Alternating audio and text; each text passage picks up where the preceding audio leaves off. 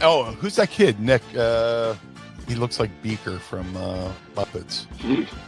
The one on FS1, Nick Wright. Yep. Yeah. I got something. That's for amazing. him. I did not even. I love that. She was way more well known than I was when we first got together. I was always well aware of the fact that I was going to have to work very hard to not just be known as like, oh, he's that guy that dates Mickey James. Triple H could give one shit about John Cena's legacy. There's a part of Triple H that wants to have a legacy that's bigger than John Cena's. So trust me, bro, he's not going to do him any favors on the way out. If I get 5 women and they're all in the same room with me, we're going at it at 110%.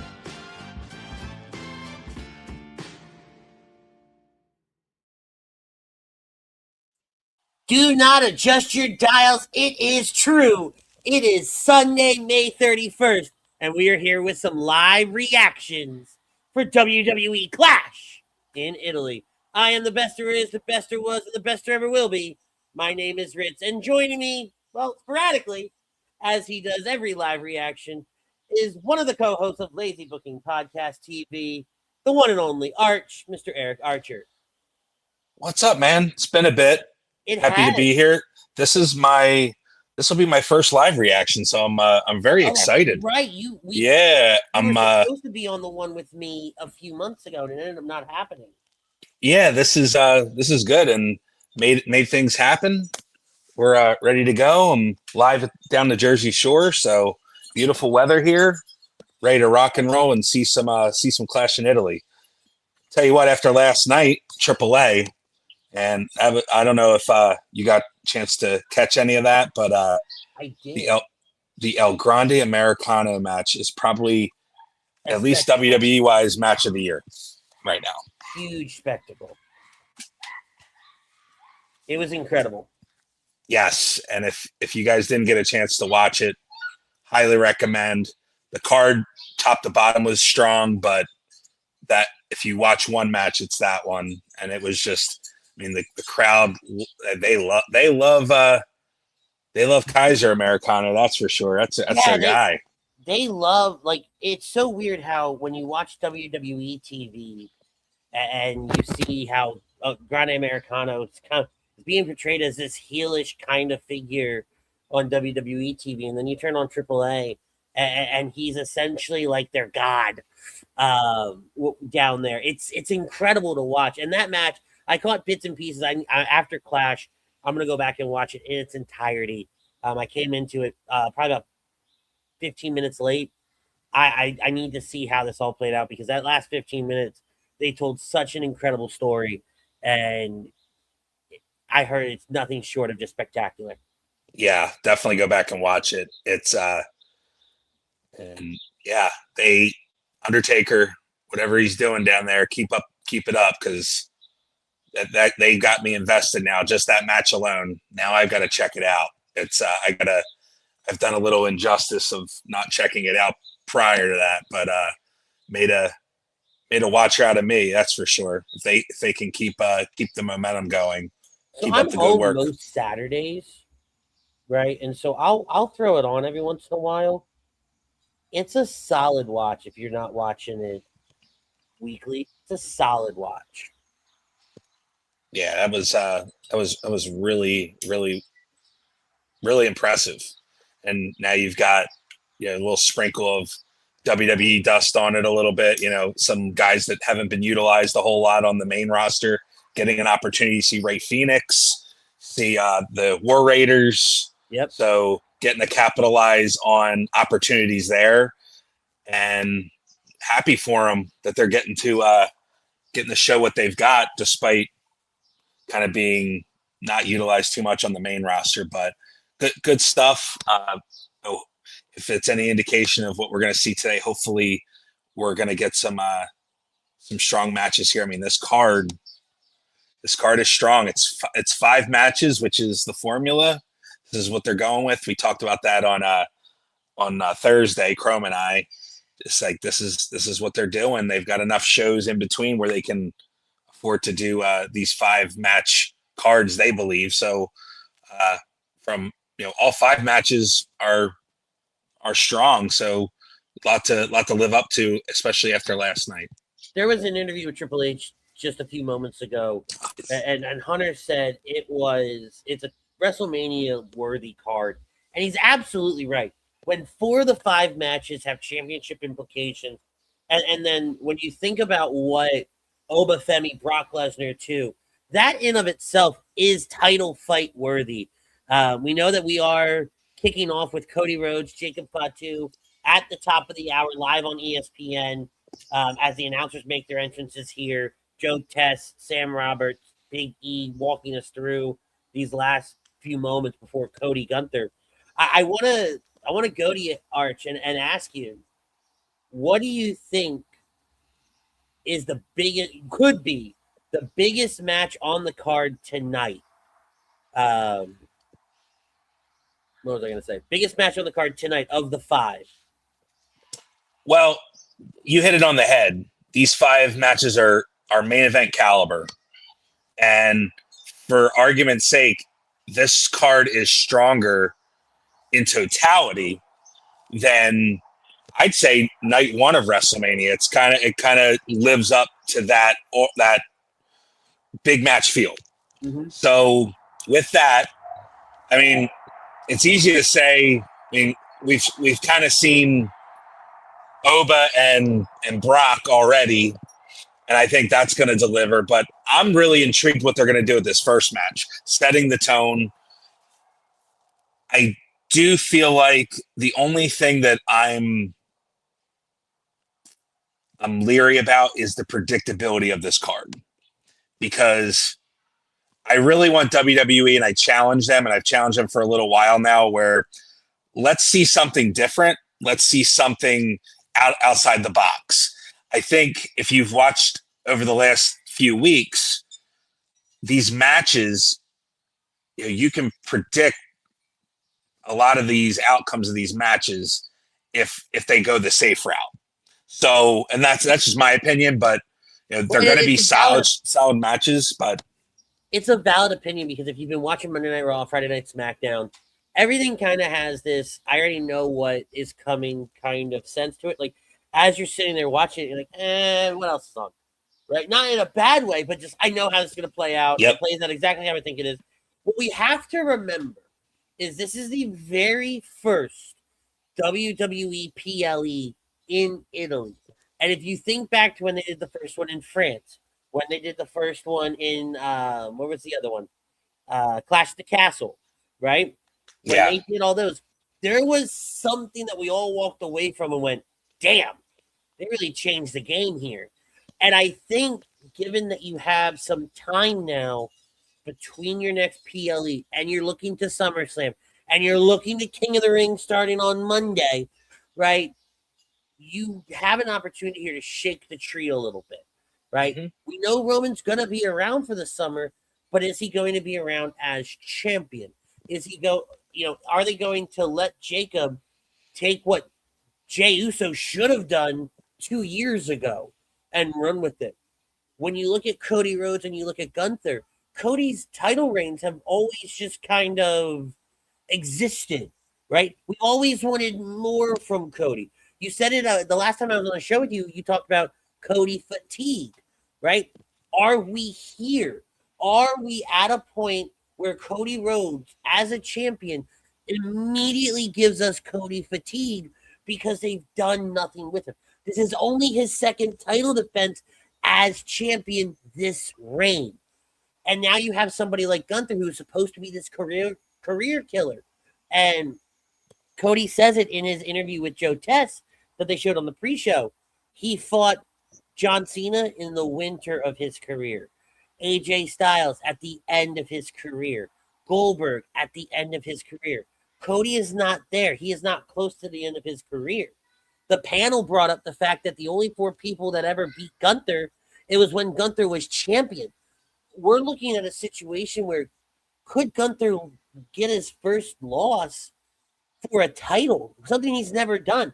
Gunther's gone in, won the title, and walked away every time.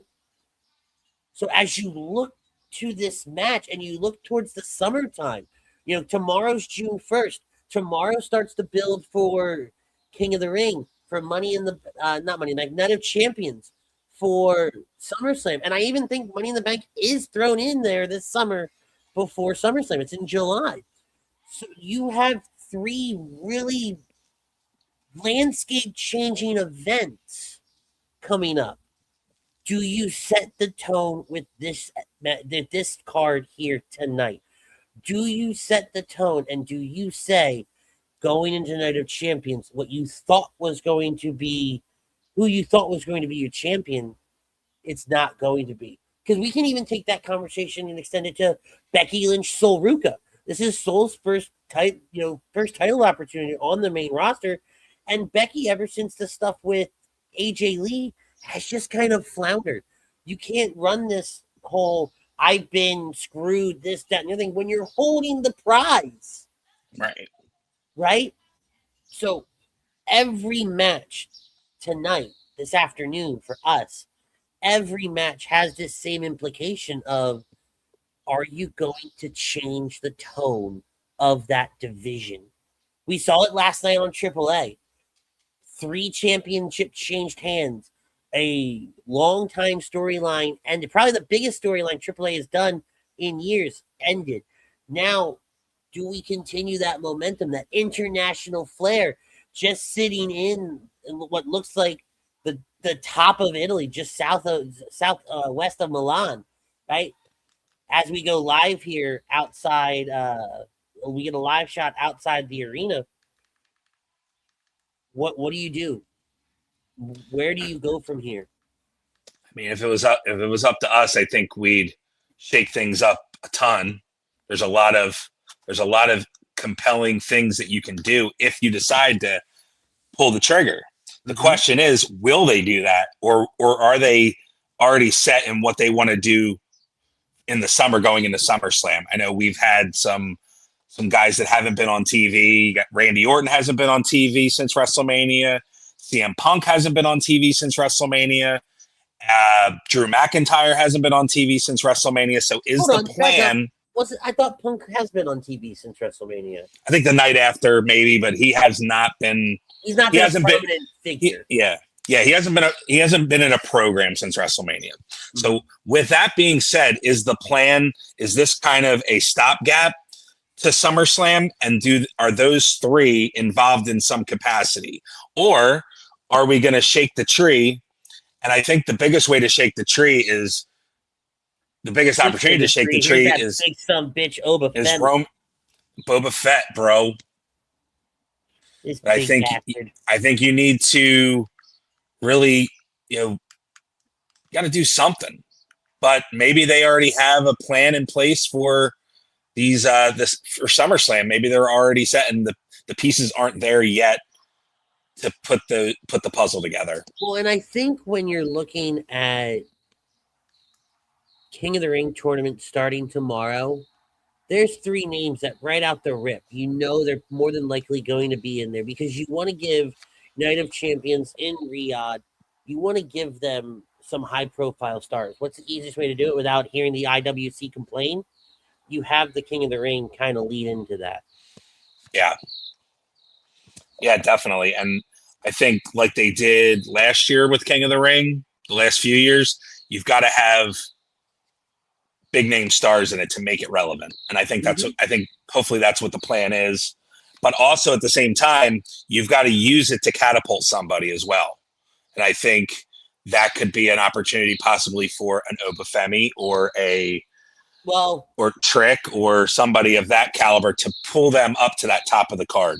Keep in mind that the winner of the King of the Ring immediately goes to SummerSlam to fight for a title, a world title, right? So we have to, as much as I agree with you, King of the Ring, because we look at somebody like Austin, Stone Cold Steve Austin. King of the Ring is literally what propelled him into superstardom, within less than 24 hours of the Austin 316 speech. You think of Xavier Woods, where it really cemented him as a star and a singles player.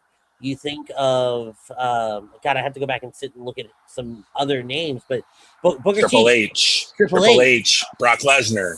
Was Lesnar King of the Ring? Yeah, the 2002. Oh yeah, Because he got his shot with The Rock. That was his first that's world right. That's title. what set it up for him. So you think Yeah. about this, and while yes, we have used it to propel, we also need to use it to set up a convincing storyline as well. And your list is limited here, so that's why if it is, let's say that Jacob wins tonight, let's say that Gunther wins tonight, let's say we walk out of here with brand new champions. King of the Ring is a great way to put somebody up against them without having to really invest some time into a story and give them, especially somebody like a Jacob who's never been a champion before at that level, ease him into being the head, lack of a better phrase, the head of the table. Yeah.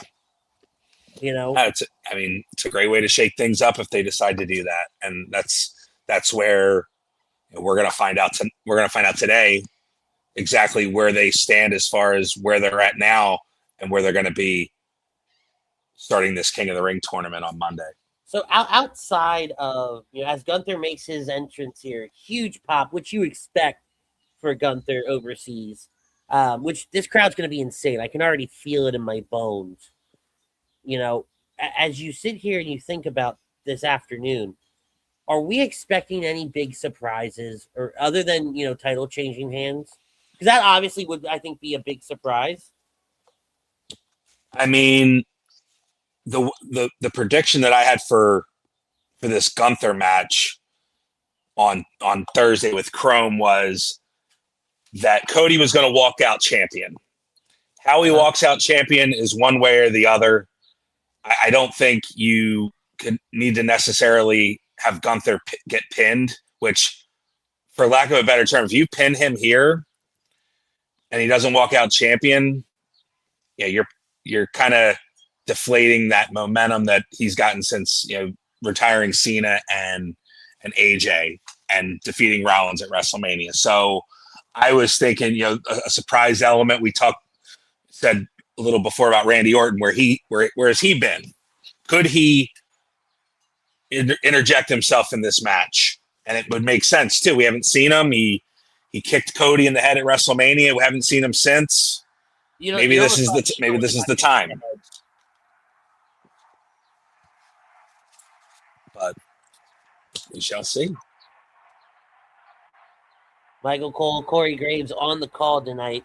Huge job that they have to set the tone for this as well. We keep making references to last night to AAA. We know that that Corey Graves, obviously, since he's there in Italy, he watched it on a feed with Rey Mysterio and JBL. It all fell a little flat to me. If you watch the English televised, the English program of it. Spanish, though, those guys went ballistic. So good on them.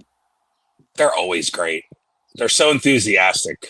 They just have a different energy, and you see it in other sports too. Mm-hmm. I love when baseball Spanish, where they just go absolutely crazy over a home run. Oh, I bet that's the home run call.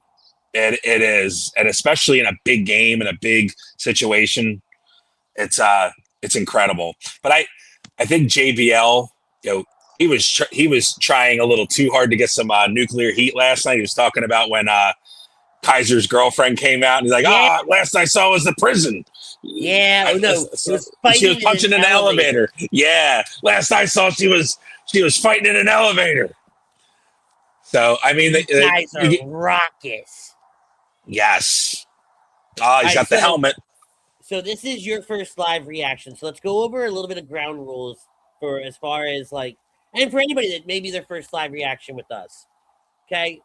Throughout the matches, we'll try to figure out where we are. Like Cody just took the helmet off for me.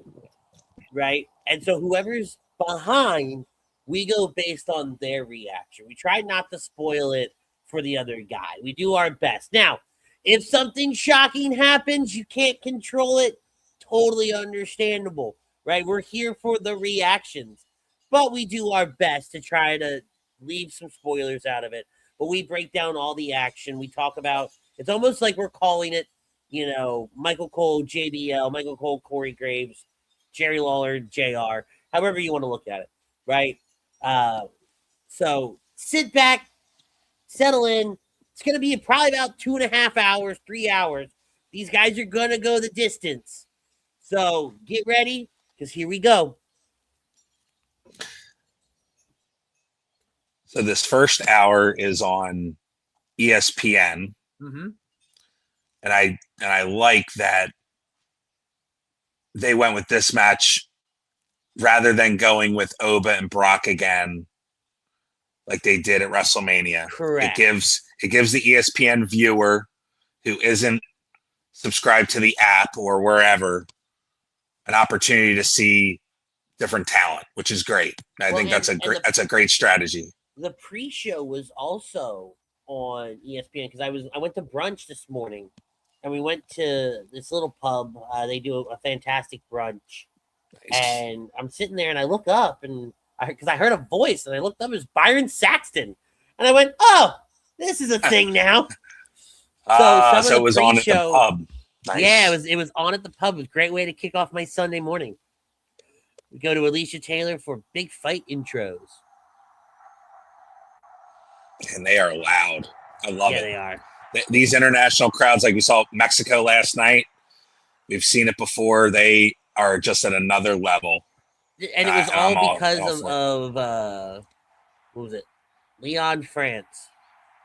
That crowd at that Clash in Paris. Yeah. Yes. Or was it Backlash, I think it was.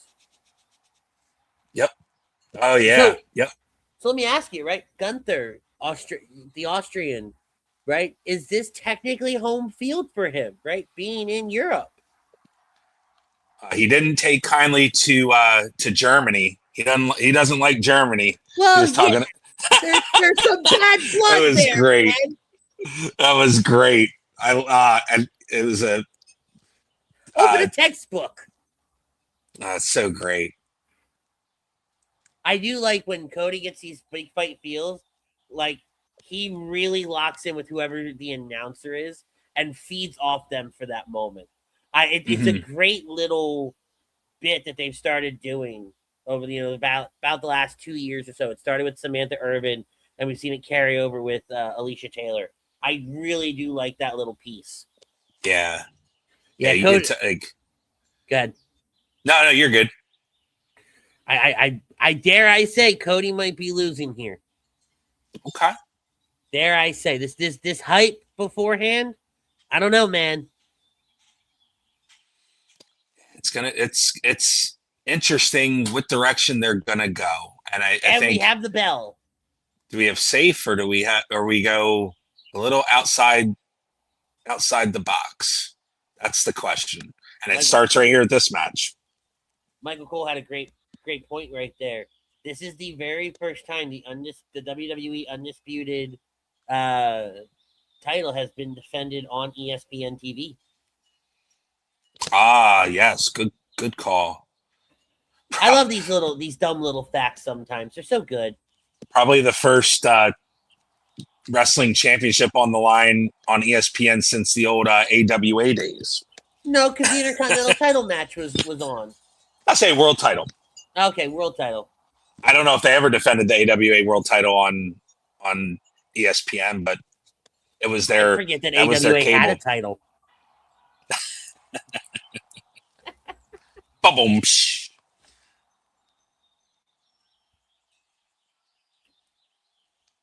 Little test of strength here from both men. Yeah, this tells me we're going to go the distance too, because you got to think about it. They're going to put 2 matches on like they did, for WrestleMania, and both of those matches really did go a solid 20 minutes each. Yeah, right? Yep. And I think if I remember, they went right back to back. There was no promos in between or anything. They kind of because I think they made sure that they gave them time. ESPN gives them the hour, like uninterrupted, no commercials, things like that. If I remember from WrestleMania. Yes. Yep. And especially at Backlash. Cody made a really good point in his interview with Joe Tess. He's just a trick to this is to stay away from the slaps, which we just saw right there, and then to keep Gunther moving. Because the longer Gunther goes, the more he's going to screw up. Gunther is not I mean, he is, but he isn't. Athletically, he can go the distance. Don't get me wrong. But storyline wise, he's a brawler. He's going to just beat you up. And that can only go for so long. Right? Yep. Yeah, his bread and butter is beat you to the ground and then put you on the mat and try to choke you out. Beat you some more. Yep. And if that doesn't work, I'm going to do it again until it works. It's literally how hard can I hit you until you just go to sleep? Yep.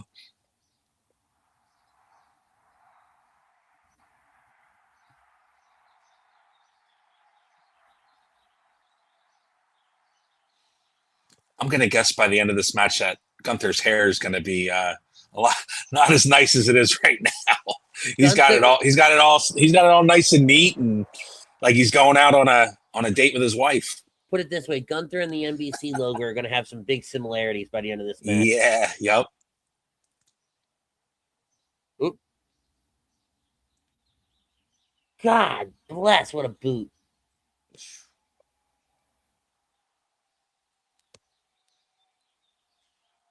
I'm sorry, the actual fact is first time in televised in Italy that it's been defended. I apologize. I just heard the full fact that Michael Cole repeated. Yep.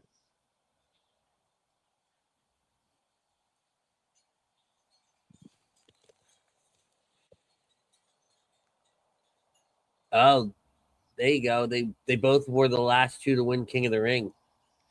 I didn't even So I wonder then point. with them starting the King of the Ring, does one of these two enter the King of the Ring?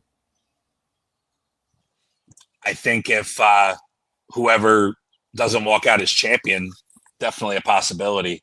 I think if you're they absolutely have to go in. Yeah. Go up and over. There's another name, Drew McIntyre. Where's he been? Yep. Yeah, that's Drew, Randy, CM Punk, all your main event guys have just been kind of chilling. Yep. Yeah, it's why like if we're gonna start the road to SummerSlam, why not today?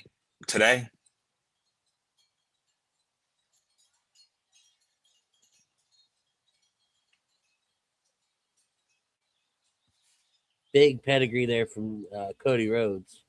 I like that. I like that more guys are starting to utilize the pedigree. It's not just a Seth Rollins thing. Yeah. And they're doing it properly. Like it's become almost like a suplex kind of move. Mm-hmm. Right? It's not overly used, but it's used and it's considered effective, and everybody knows what the move is. And you can go straight into a pin from it. Yes. That big drop kick that Gunther does, that's a lot of human just coming at you. It's like a mule kick. Yeah. Bam.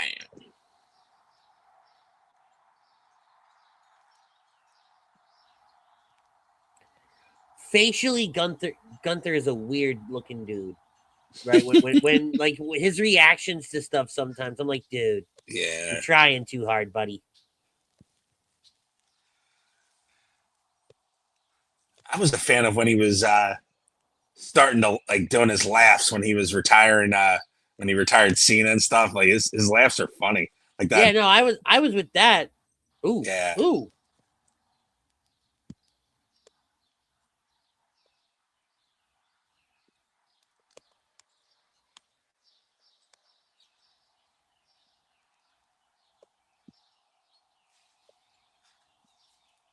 If you're Cody Rhodes, how are you putting Gunther away? Like what's the strategy here? multiple crossroads. not one. Well, he'll probably pull out some disaster kicks. We kind of know the formula for Cody. It's just a matter of how many they're going to take. How many is it going to take to put him down? So what you're saying is just give him a concussion. More or less. That was a beautiful sequence.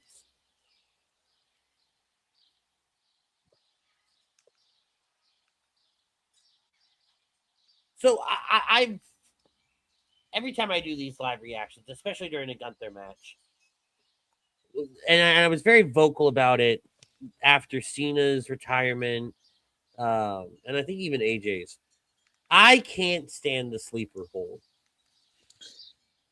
Yeah, it's one of those moves where it's like it's old school, which is cool. It's retro, but it's not flashy. It's an effective wrestling move, but for an audience to watch it, especially a live audience, there's a million other moves that you'd rather see, but kind of understanding what Gunther is and the move itself, I think is for him, it works. So I won't disagree with you. I think it works. What I hate though, and we're seeing it right now, right, is the opponent will break out of the move and he puts it right back on. Break out of the move, puts it right back on. It's got a very much Suplex City vibe to me. And so, like, in what is supposed to be a relatively hyped up match, right? We spend 5-6 minutes, what it feels like, watching somebody just sit there being choked out. Like, how long can the human body really last? Good point. Right, and that's where it takes me out of it, because like I've watched some videos where if you do it right, somebody's going to sleep in about 1:30 max. Oh gosh, yeah. Right? And you lose your air supply. So you're telling me, 6 minutes of a face hug, that's all it is, right? And you can't do it. Like, come on. Like, at least when he wins with the power bomb, okay, that hurt. Got it. But what are we doing? Even like a regular submission move, like a sharpshooter or a camel clutch, like that hurts. I can understand the sharpshooter, right? I can understand the sharpshooter. You sit in that for a little bit, right? But a sleeper, like, is that just endurance at that point? But you're telling me that the sleeper hold is supposed to put him to sleep, and he's not going night-night. Right. What are we doing? Impervious to the unconsciousness of the move. We got Amber joining in over there on Twitch. We are live on my Twitch, by the way. So appreciate you guys for hanging out over there. We are also exclusive on Lazy Booking Podcast TV on YouTube.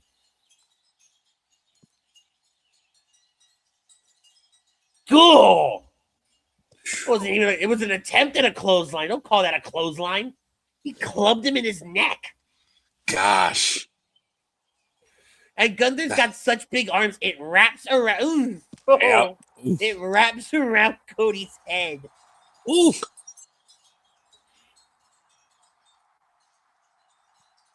Going for it again. Whoa!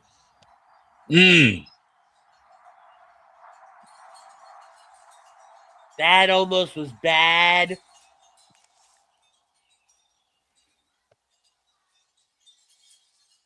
All right, so Cody just came out of the turnbuckle with a clothesline. Where are you at? I'm right behind it. Okay. All right, so we'll go off you.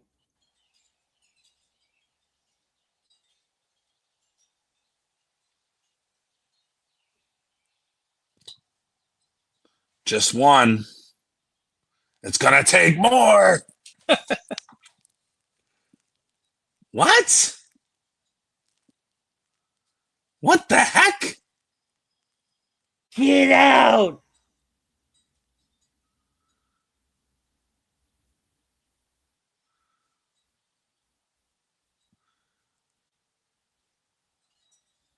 I think he had the rope. I think it was either on the rope or under the rope.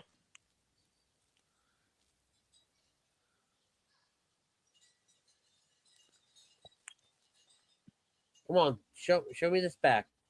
All right. There's the cutter. Yeah, that was strange. Now I will say, referee did his job. All right, so there's the crossroads.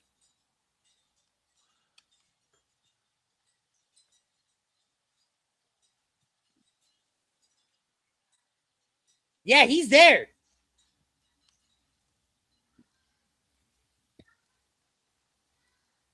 All right, so Gunther goes down. Oh yeah. His foot is on the apron. Yeah.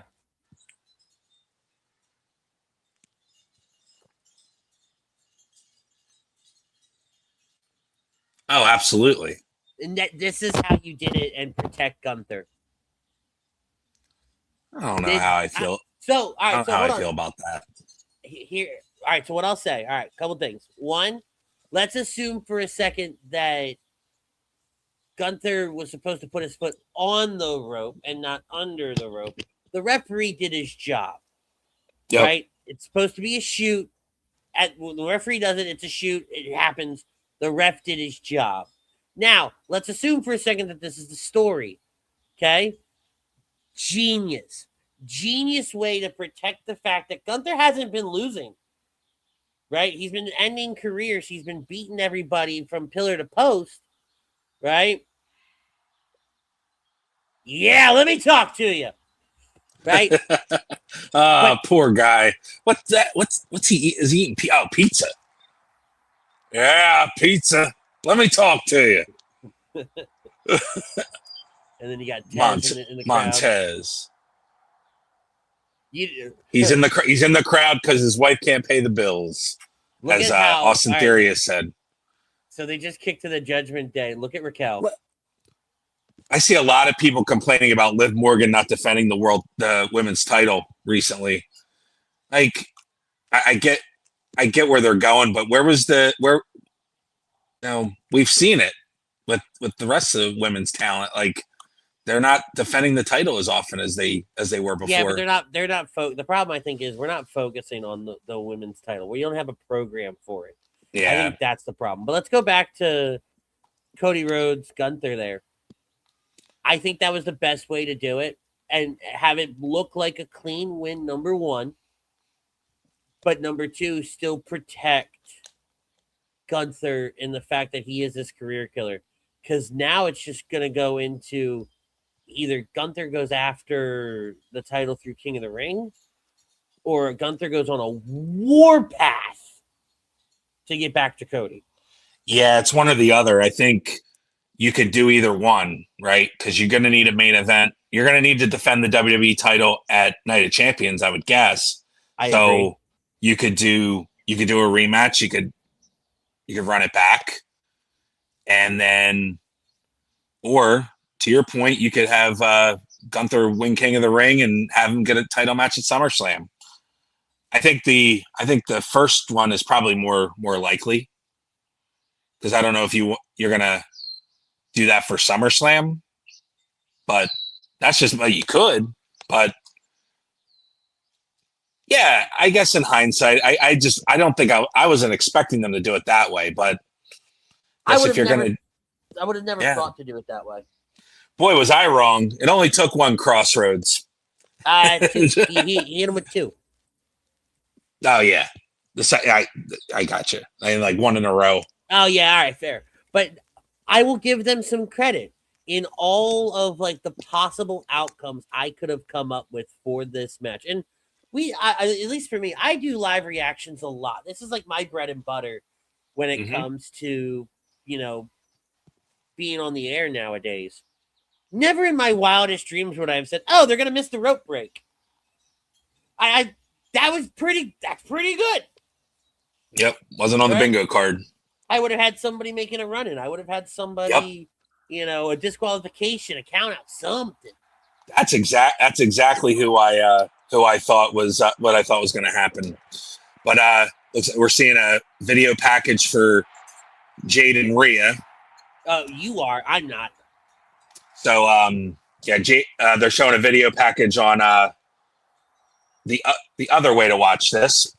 Well, how are you watching it right now? I may or may not be using other means of programming. Okay. But however, they are utilizing they just did a video package for Rhea and Jade. I'm innocent. Well, I'm watching it through Disney Plus, so I'm like thinking, all right, ESPN went to commercial, so cool, awesome. And you're like, video package. I went, nope. What are we doing here? You can't find me except for my IP address. That's good stuff. Yeah. So yeah, the next match I guess is it's Rhea and Jade. Which we knew that. We knew it was going to be Rhea Jade on the first hour. Yes. We mentioned on Thursday's show about Jade getting a win on Saturday night's main event was a good way to give her some momentum and give it the possibility of her being able to pin Rhea. But we kind of thought it's probably going to go with Rhea retaining, because we kind of think that the program moving forward for the summer would be with Charlotte. But what are your thoughts on where they're going with this, and what do you see going on with the women's title? What was the question? You were kind of all over the place there. And I'm not gonna lie to you. I'm on. I after match like endings like that, I'll go look at Twitter X. Oh, all good. And some people are just. Some people need to realize that it's a show. Anyway, dude, right, so I could go on a soapbox about. We could do a whole show. How I feel. Oh my God! Saying, what do you think with this next match? Jade got the win on Saturday night's main event in their tag match. Gave her a little momentum. She pinned the champion. So formula that we've seen for years in wrestling, where the challenger gets a pin in a tag match and gets some momentum. Do you see? How do you see this match going? I think Rhea is going to retain, but because I think it's going to be Rhea and Charlotte moving forward. I think that's the plan for the summer. But what do you think? I think following Alexa being taken out the way that she was, which, by the way, IWC, the woman's going to protect her face, you stupid schmuck. Oh, don't get... Oh. Anyway, I think with Alexa being taken out, I think that, and Rhea not making the save or attempting to make the save in any way, shape, or form, I think that is going to be telling for Charlotte. And that's like not having the Alexa anchor to prevent her from going after Rhea. I think we see Charlotte going after Rhea and could even potentially cost Jade the match tonight, beat the brakes off of Jade, and then that's how it sets up Charlotte, Rhea. The other factor, though, that we have to consider is fatal influence. WWE is very high on JC Jane and that entire group, and they're heels. So you want to put them in a position where they can flourish, and I think getting rid of Jade and her, B-Fab and Meechin to make room for JC Jane, Fallon Henry, and the other chick whose name's escaping me at the moment. Lainey Reed? Yeah, that girl. I think this is the way to do it. I think, will you put your big giant thumb down so it stops putting thumbs ups on the screen? Eric? I'm not doing that, am I? Yes, the way your thumb is. Oh.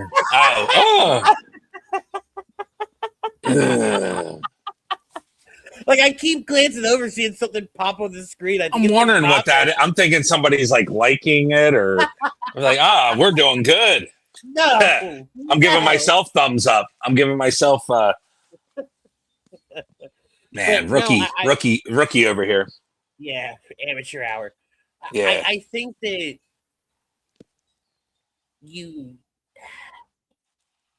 don't put the title back on Jade. Jade is not in a position to make the name for somebody, right? Whereas Rhea, especially going into a King of the Ring, a Queen of the Ring, having an established star like Rhea, to where a JC Jane could go win Queen of the Ring, right, and take out Rhea, go against Rhea Ripley. I think that's a great way there.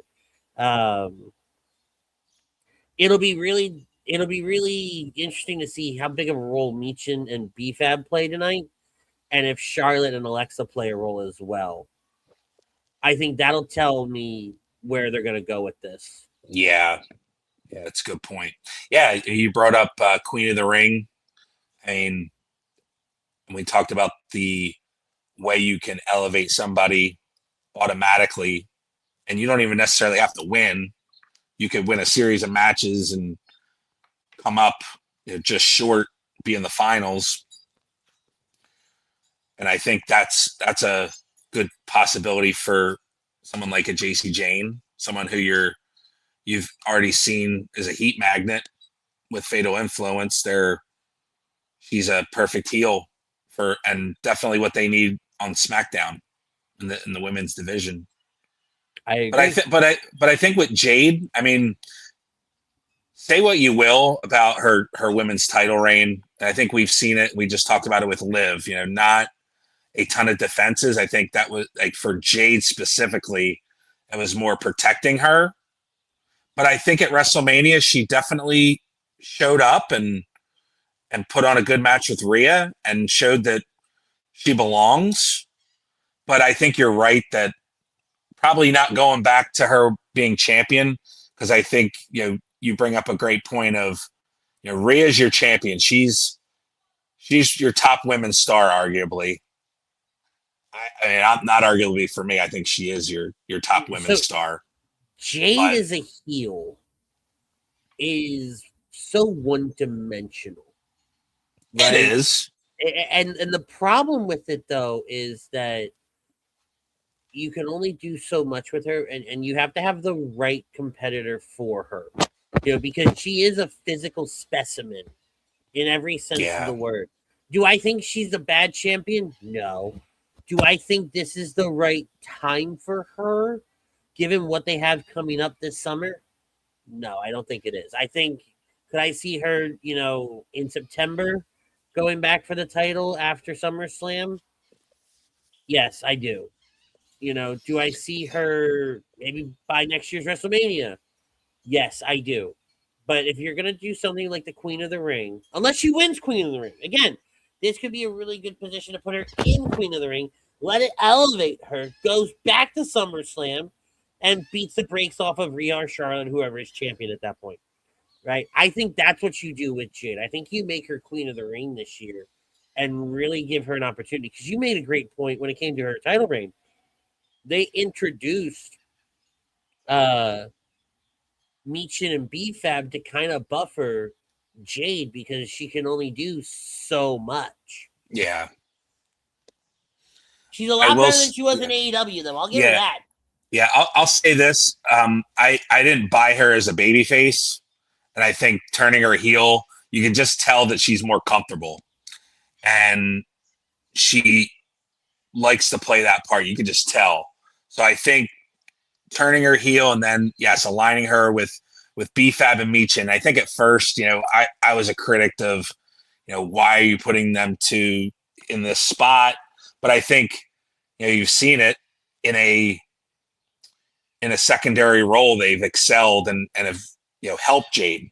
So I think, I don't think this is the time for Jade either, but I also think that you've got to have something planned for after, because to your point, Fatal Influence is probably going to go up the card a little bit, and then Jade and the other two are going to probably come down the card. So you're going to have to come up with something for them post this match. And Well, Queen of the Wing tournament, you got the women's tag titles you could go after. You've got Stratton in the, Tiffany Stratton title. Yeah. But here's the other thing, right? And it was you said something to the effect of Jade feeling comfortable being a heel.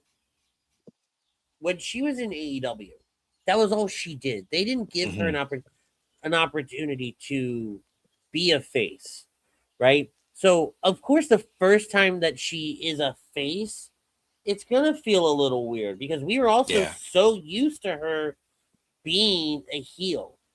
But then then you look at her, the physical specimen that she is and how she's not like, not to pull a Nia Jax phrase, she's not like most women, right? She has a very intimidating presence.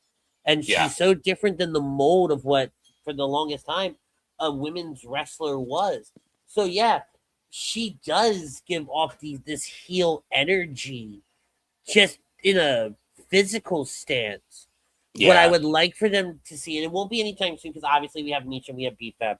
What I want to see with them is to try her as a baby face again. Maybe on her own. Maybe she kind of comes in as this like protective savior of some up and coming stars later down the line. I don't know. I would like to see her give it another go with her as a baby face because I think it works. She got to go out there and have fun and just be goofy. Whereas as a heel, she does get to be more comfortable. That's notwithstanding. But I think she gets to just relax a little bit more as a face. Yeah, I'm with you. And hope with as much women now, we've seen the call-ups from NXT. So the roster is a little more, there's more robust now. So there is a possibility. I mean, maybe a move over to Raw at some point with the three of them. It may not hurt anybody over there because you get some new fresh faces over there. It kind of changes the game a little bit. I think you have to be careful moving Jade over to Raw right now, because then the very first question that I asked you is, who can she go up against over there? It's a good point. That's a valid point. If Soul wins tonight, today, all right, I might give you Soul, right? But we know you have all heel. And this is the problem with Raw, and it's also a problem with SmackDown. SmackDown has all babyface champions when it comes to the women, and Raw has all heel champions when it comes to the women. You got the women's tag titles; they bounce back and forth between both shows, so that's okay there, right? But you can't take a heel, move them to Raw if you don't have a face as a champion, and I think that's where you would have to take the title off of Becky and put it on Soul. You'd have to find a program to put Liv in, right? In order to... Oh! I don't know if we've screwed that piece up or what. And then and it's stuff like this, like these outside moments that really showcase how green, though, Jade still is. Yeah. But you'd have to put something on Liv, put a program with Liv, to even say, hey, oh, that was good. All right. That's it. You'd have to do something with Liv and break up Judgment Day if you're going to break them up. Turn Raquel on Liv if you're going to do that, right? Whatever you're going to do, pull that trigger because we see hell, when they showed the Judgment Day, look at how disgusted Raquel was while Roxanne and Liv were waving at the crowd, waving at the camera and pandering to the audience.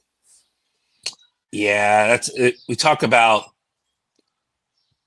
women, the women waiting in the wings. You gotta, that's one right there. And we've seen how much better Raquel has gotten.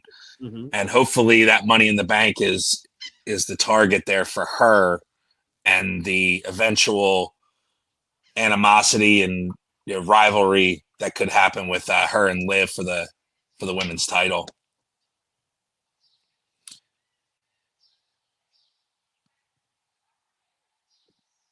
No, and I don't think you're wrong. I really don't. I think that now, if you turn Raquel, here you go. Here's a good one. If you turn Raquel beats Liv, you could bring Jade in to work with Raquel. There you go.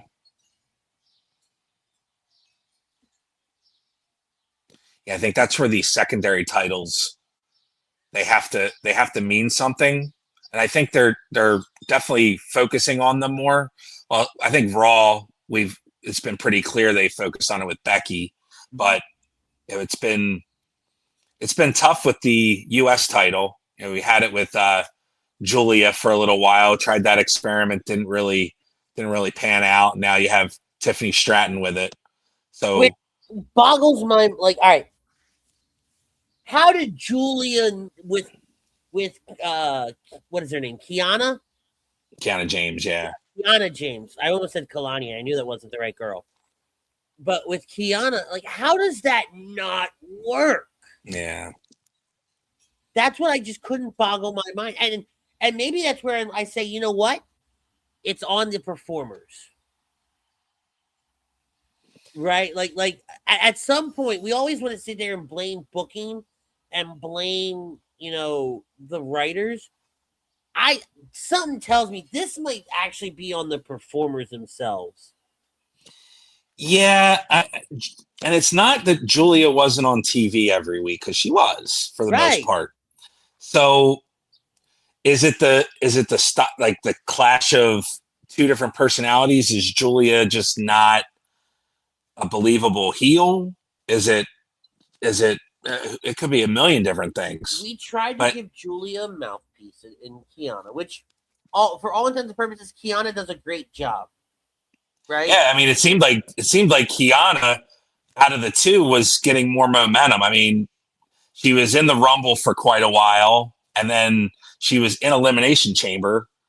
So, and Julia wasn't. So, I think more of the momentum was actually centered around Kiana rather than Julia, which kind of just tells you the whole story there.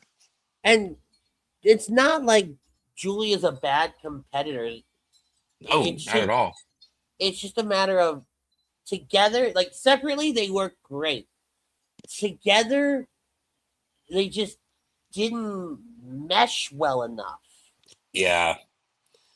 Yeah, I think and now we see Julia now, she just changed her hairstyle again, back to the blonde. So, and I believe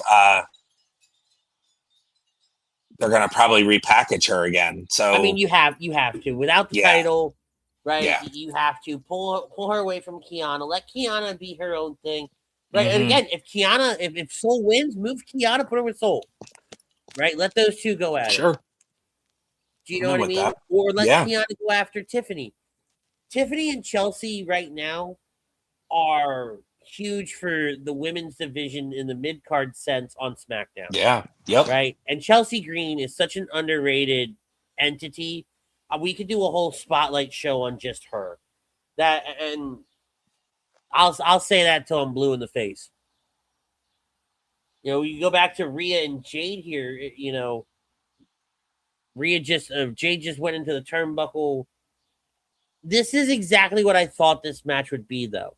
It's a lot of power moves in the design to try to prevent Jade from looking as uncoordinated as she unfortunately is. And I don't mean that in a bad way, but you compare the two and there's no comparison.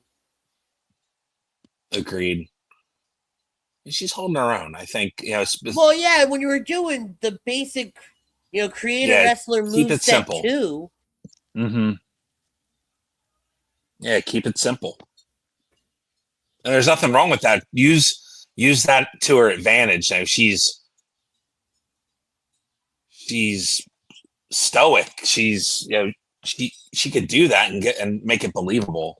You don't have to go out and do anything super flashy. Ground and pound and exactly right. We say it in my business, and I don't know about what you do from time to time, but it's okay to play the "I'm dumb, I don't know any better" card for a while. right? And I think that's what we're doing here. I'm new at this. I don't know at this level, right? Because I'm not shitting on AEW. That time will come for another day. But actually, no, it won't. It'll probably come today. But they're operating on two totally different levels here, and two very different styles of wrestling. Oh, that might have been almost bad. Oh, damn!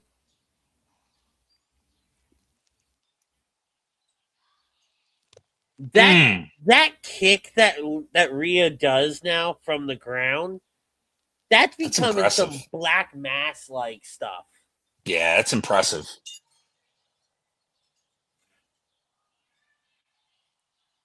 Italy crowd here saying that this match is awesome, and it is. It's a solid match, right? It's a solid showcase of what these women can do. Because whether you agree with Jade, you like Jade, whether you like Rhea or you hate Rhea, right? They're at the pinnacle of this mountaintop for a reason, whatever it may be. It does look like, though, Jade's ring gear is literally falling apart. Yep.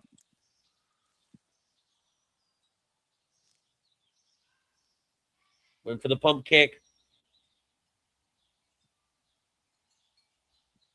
Waiting for the headbutt.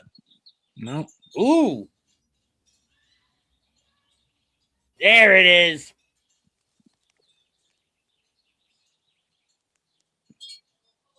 This is a very good sequence for Jade. Yes. Yes.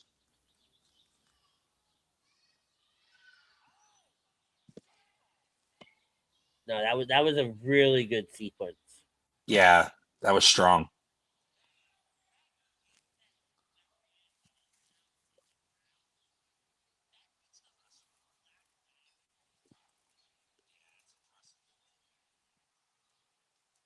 She made that Razor's Edge look easy.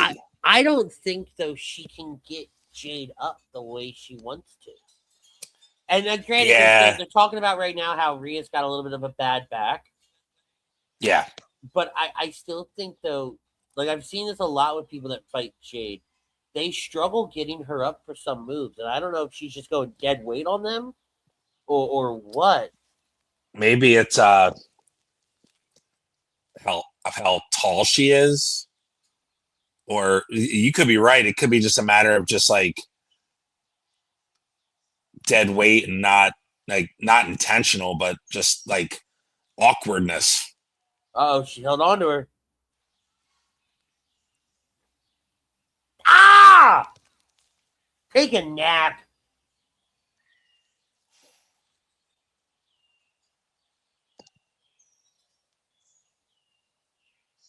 I want to see it again. Show me the apron slam again. I don't think she got her hand in to protect herself. And I think she ate the corner, not the mat. I think yeah. It's sleepy time for Miss Cargill. This is an interesting looking arena, by the way. Have you actually been paying attention to the arena? Oh yeah. I see there's like pillars in the back. No, like just the way that it's set up with the big giant staircase down the middle. Oh. Oh! All right, that's an interesting counter. Good sequence.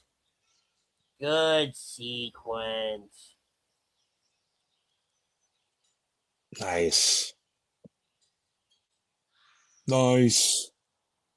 But no, there's a big giant, as we go to the replay here, big giant like staircase down the middle. You've got two doors that look like they go into a kitchen behind commentary. It's an interesting looking arena. I'm pretty sure the floor seats, they robbed them from an elementary school. How many, what's the capacity at that place? I don't even know what the place is called. Oh, good Blue Thunder Bomb.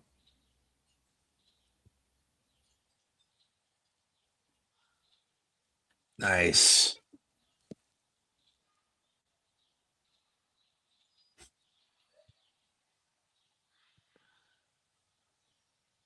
Surprised we didn't see Sami Zayn in the Gunther Cody match. They seem to be teasing something with it's. I don't know what they're doing with Sammy. I'm kind of like, I don't know if Sammy knows what they're doing with Sammy. Right.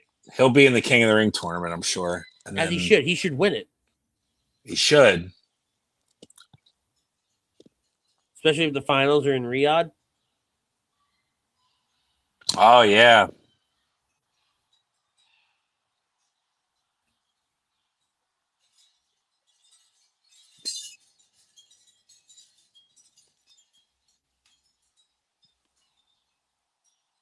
Get out of here. What are you doing?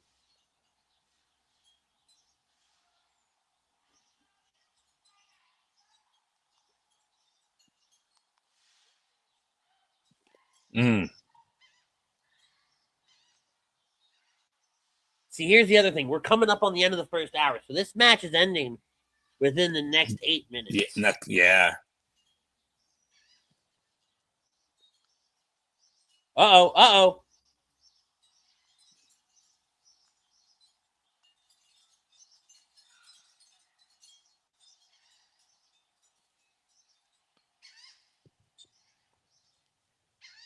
You called it.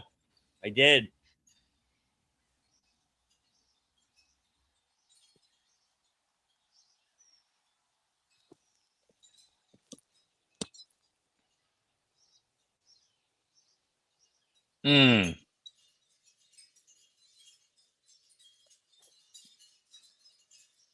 Oh, wow. BFAB almost screwed that up. Yep. Toss him. Yeah.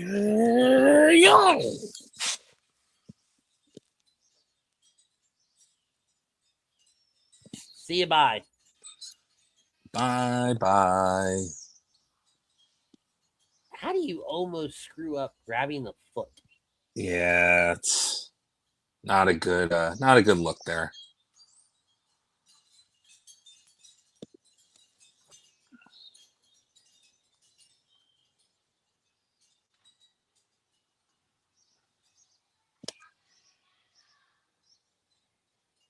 You called it. Called it. BFAB is greener than green. Meechin had to tag her to turn around for Charlotte. Yeah.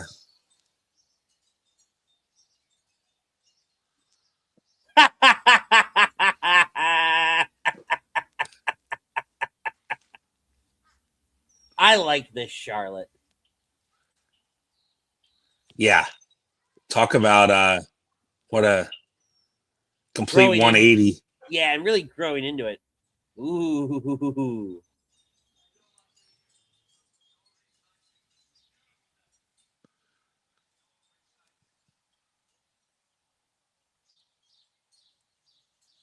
Are they selling the fact that Lexi got injured? Or they did when Charlotte first showed up. Oh, okay. Tell you what, I thought Jade's best match was WrestleMania. I think this tops WrestleMania. I think she had a lot better sequences in this match than she did at WrestleMania. Rhea really played to her at WrestleMania. I mean, tonight. Yes.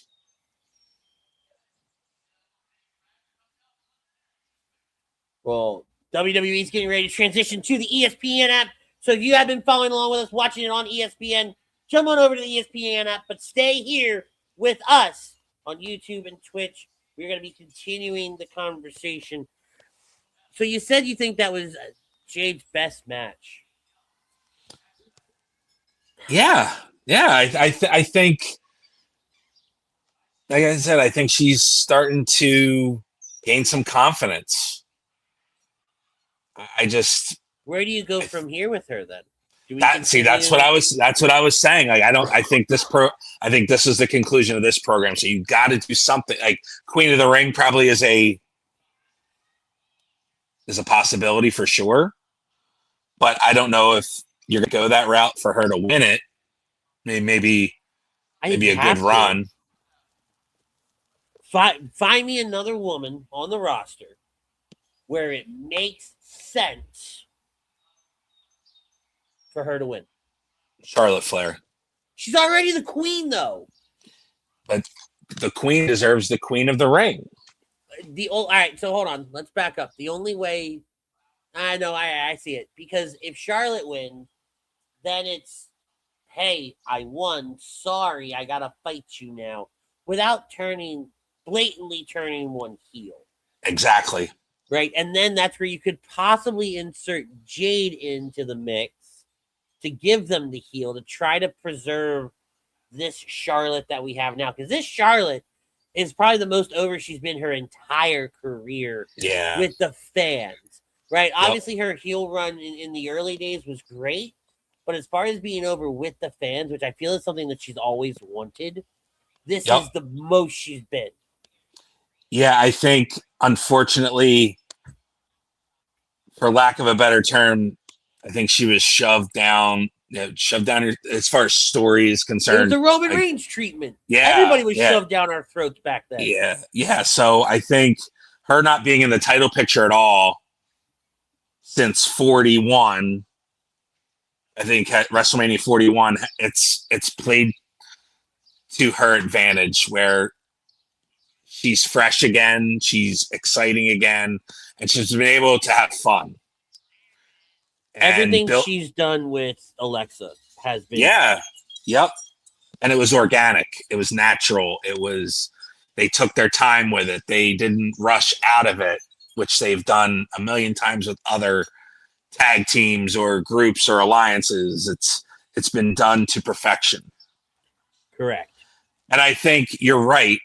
You could plant the seeds of Jade causing animosity between the two, where you could have them in matches where it seems like Charlotte and Rhea are aligned, but then something happens during that sequence where it doesn't look that way, and Jade and BFAB and Michin can kind of be that antagonist to that feud and help fuel it to its conclusion.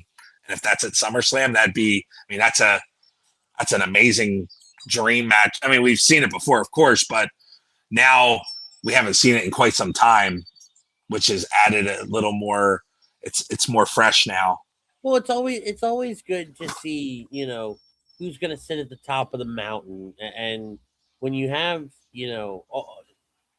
arguably some of the best women on the roster today, right? Even though we've seen these matches before, we've seen the Jade Rhea, we've seen the Rhea Charlotte, we've seen the Charlotte Jade, right?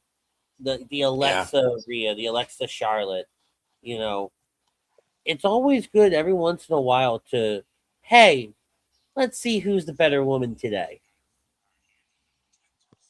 I don't think that's bad, because it's no different than, if you want to correlate it to football, right? We know who sits at the top of the mountain in the NFC East year in, year out. Yeah. Right? But we still, 6 games out of the year, got to go remind everybody why we're the best. It's true. I don't do sports a lot, but when I do it wonderfully. It's a good analogy right there. Well done, sir. Well done. So now I'm guessing we'll probably get Oba Brock first, and then I think you have to go Oba Brock here. Yeah. Right? You started with the men, you go women, you go men, you go women, you finish with the men.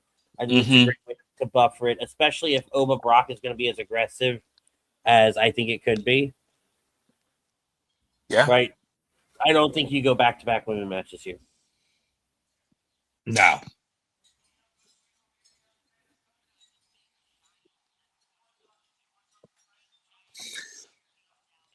So what have you thought about this retirement thing with Lesnar, where it seemed like it was so perfect? Yeah, I wasn't too thrilled. I was pissed. And then you cut to that the following Monday night or whatever it was, where Adam Pearce looks at Paul and go, dude, I already submitted, retirement papers. What are we doing here? Yeah, it's I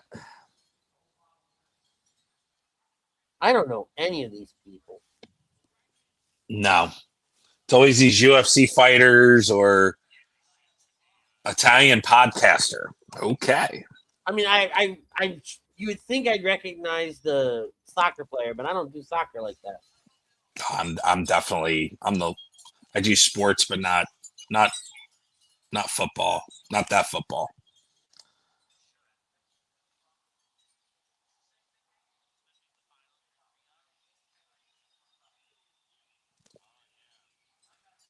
Kingdom of Gladiators. I've never seen that one. I'm gonna have to go find it though. Because if Corey was like, I was hoping you didn't bring that up, I need now to go find it. Corey, I would have reacted like that. You teach broadcasting. Why would you do that? That is funny. Yeah, we're doing Oba Brock right now. Boba Fett, bro. But yeah, I'm with you. I thought it was so well done at WrestleMania.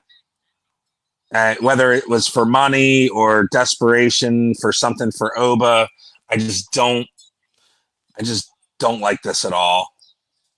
But like I was saying though, I don't mind the fact that Adam said, "Hey, this is how we already submitted retirement papers." Blah blah blah blah blah. Right? You gave him an out. Right now, if Brock wins here, right, then I think I have more of an issue. Oba needs to beat him again. I don't disagree with you, but then in the back of my mind, it's why would you do it again? And why would Brock come back if you're not going to have a series of 3 where Brock wins this one and now you're tied up at 1 apiece and now your rubber match is SummerSlam in Minnesota. So it's like, what would be the purpose of him defeating him again? Oba. No, I didn't think about taking it all the way to Minnesota. And it could be. This could be it.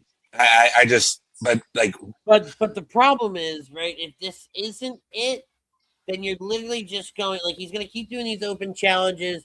Maybe he gets into the King of the Ring, and then at Riyadh, that's where, what's his name? Lesnar cost him the King of the Ring. Right, we're doing the same thing we did a few weeks ago on Raw. Go ahead. I'm sorry. We're doing the same thing we're doing a few weeks ago on Raw, where he just shows up, beats him, and now we have a match. I don't like that. Yeah. Unless you got nothing creatively. Yeah, unless it's another way to solidify Oba, and he goes on to win King of the Ring, and then you do the match with Roman. Do we go there at SummerSlam? I'd be all for it because I think it's needed at the top of the card. You need some fresh blood at the top of that card. And I think Jacob Fatu is a good start, but I think Oba would also be a good addition to that top of the card on Raw. Especially you gave him that win over Brock. If you give him a second win over Brock, that just solidifies it that much more. I don't think there's any other direction you can go with Oba unless he's in the main event of SummerSlam.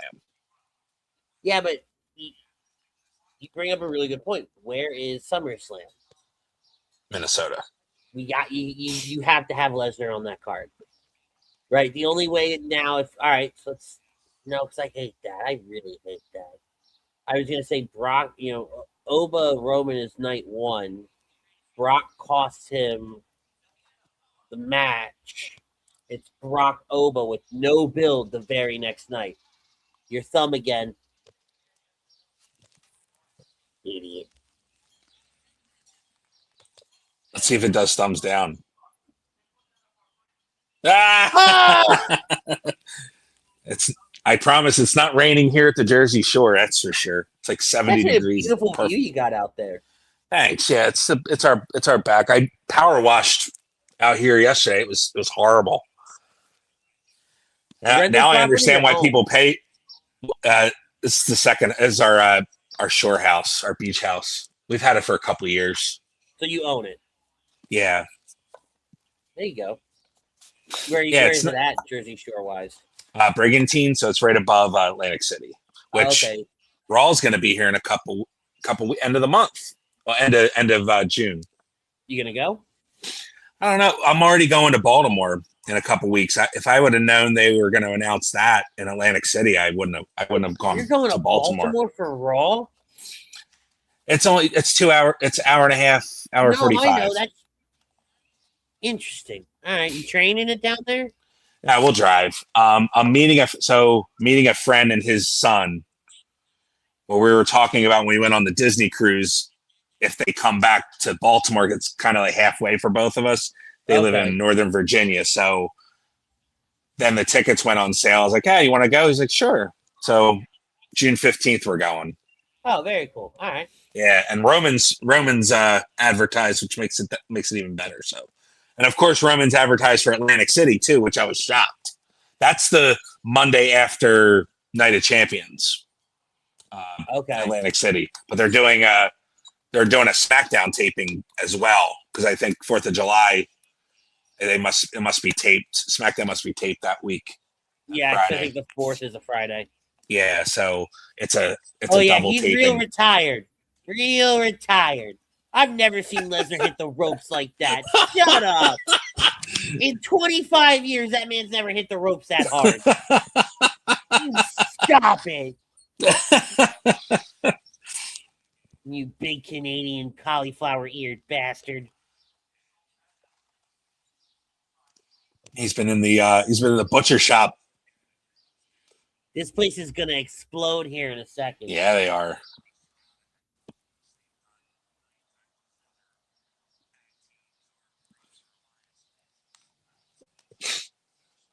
So you're gonna go with you going with Oba or you going with Brock? I'm going Oba just to go against the grain. Okay. That's who I want to win. But I just don't understand the logic. If you're either. You know, these guys are in it. Unless it's another payday, we just want Brock on this big card. We do what we do, and that's it. That's why I think though the stuff at WrestleMania might have been a shoot. I think it was 100%. I don't think they anticipated that at all. I think that Brock and Gunther was the plan for SummerSlam. Mm-hmm. And I think somewhere along the way, Brock was like, I don't want to do that.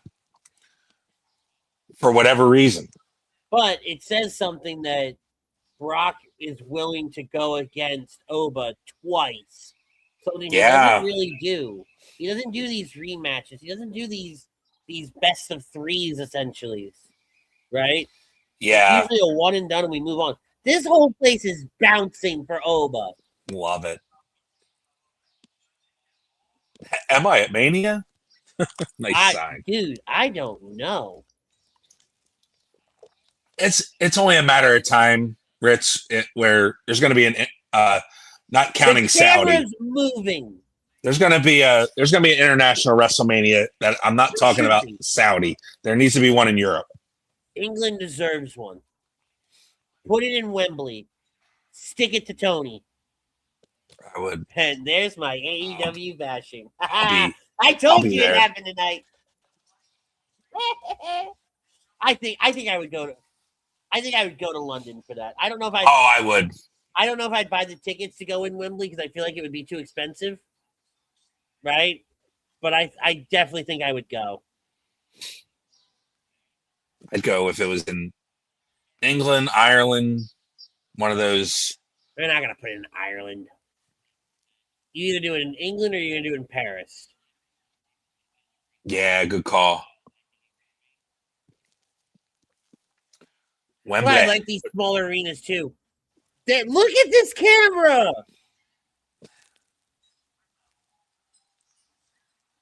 And this is what I love about wrestling fans.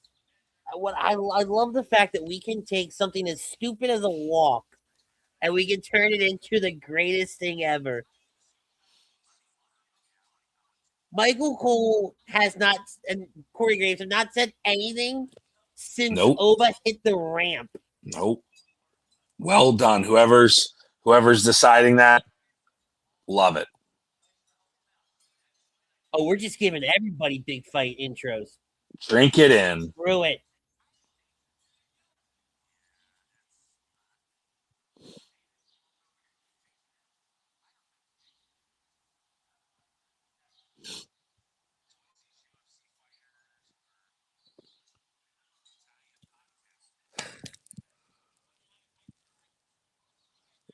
The Beast. I guess he said beast incarnate in Italian. Sure. I didn't know he spoke Italian. I love it.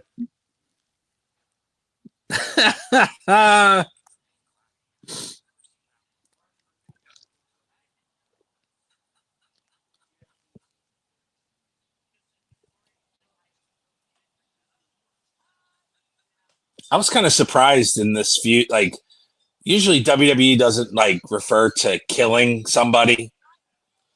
And he was flat out, I'm out to kill Brock Lesnar. Let him.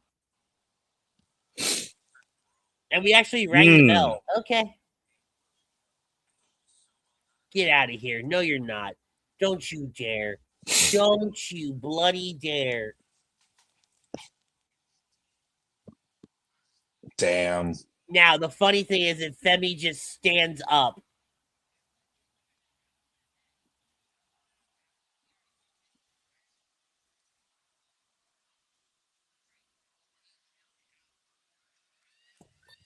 Like, if Oba could kip up, this is where you do it. Ah! Oh my God. 4 out of 5, and he said, screw you.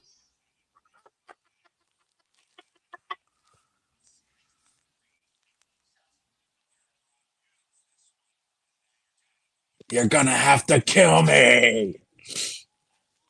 I thought Oba was going to hold Lesnar. He thought about it. He thought about just standing up. Yup. Could you imagine Brock goes for the Kimura and Oba just stands there and goes, what are you? What is this? Ooh. I remember when this thing, the Kimura lock seemed so scary. When he broke Triple H's arm that third time. Yup. Shawn Michaels. Yeah, that's right. He broke his arm too. Come on.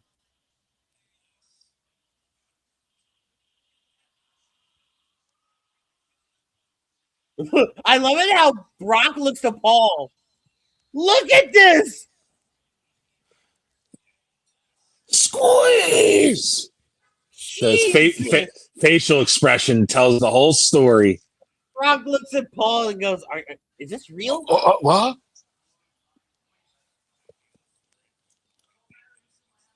Yeah, but now it makes the fall from grace a little bit harder.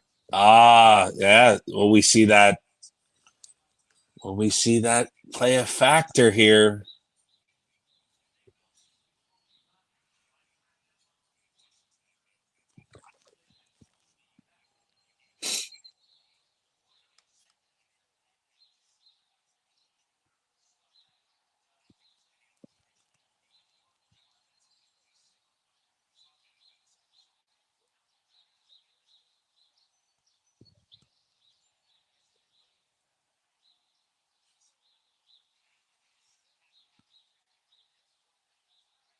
Oh.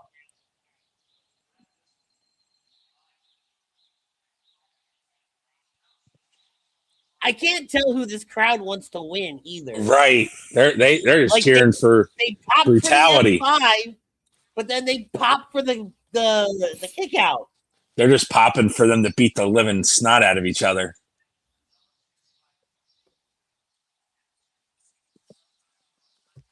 Oof.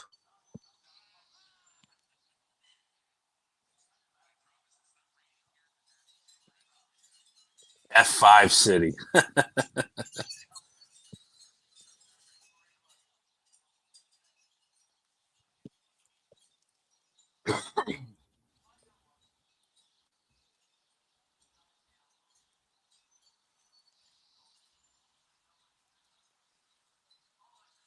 Ooh, here's an interesting idea. Double count out. The Italy crowd might not riot. like that.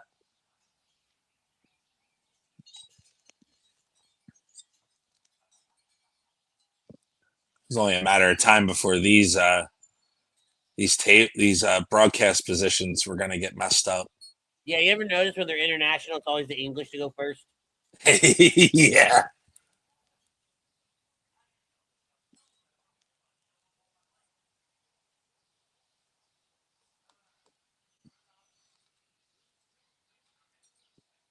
Now they're chanting Suplex City. I think I heard something break.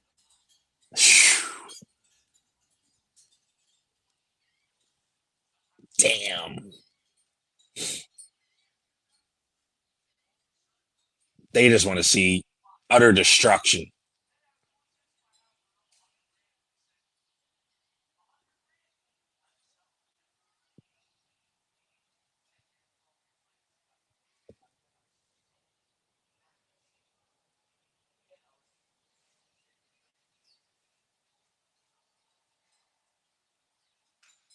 Whoa!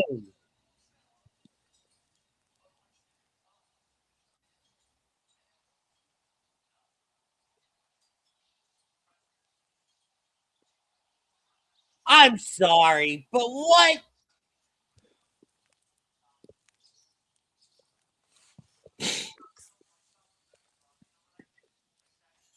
All right, I don't know how you're listening to it. When Oba hits the turnbuckle, it's just a thud in my ear. Yeah. Yeah. Get it out. Like a sack of potatoes.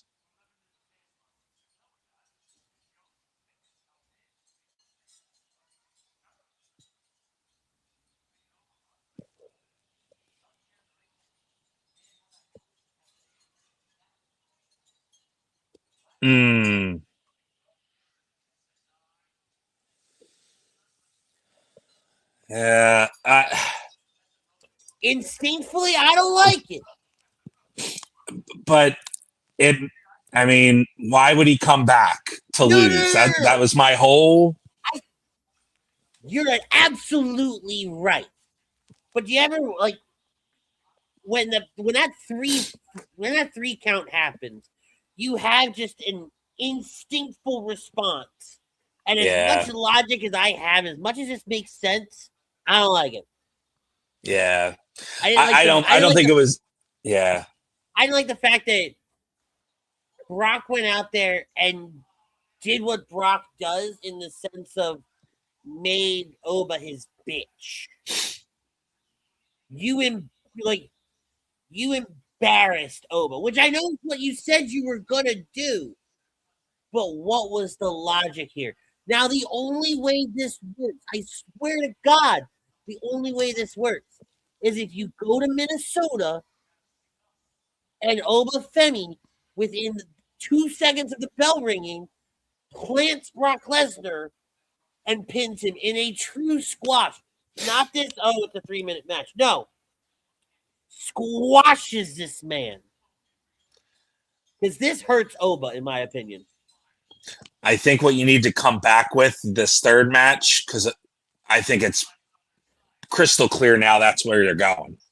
Yeah. I think I wouldn't be shocked if it was something like a last man standing match or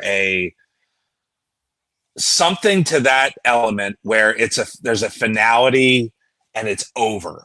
That's what I'm saying. It's a squash. It has to be a squash. Yeah, because you're gonna have It has to be the shortest match of the 3. Because Oba beat him in not a lot of time. Brock just beat Oba in not a lot of time, right?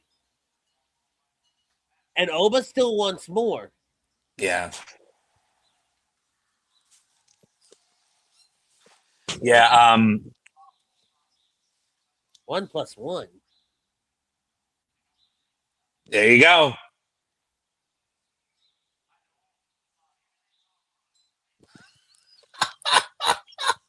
That's gonna be a meme.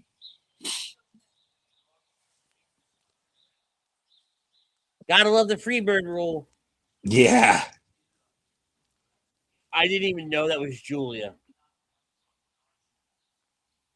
Yeah, there's the blonde hair. Yep. Hey! I had heard that there was a rumor he was going to be there. Yeah, the Milan Miracle. Summon a gun. Former guest of the show, Santino. Oh, that's right. He was on Lazy Booking. Yes, not too long ago.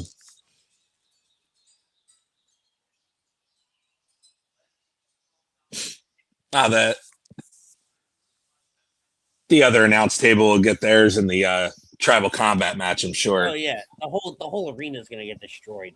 Yeah. Going back to Oba and Brock, I didn't. Talk about AAA. Hold on 1 second.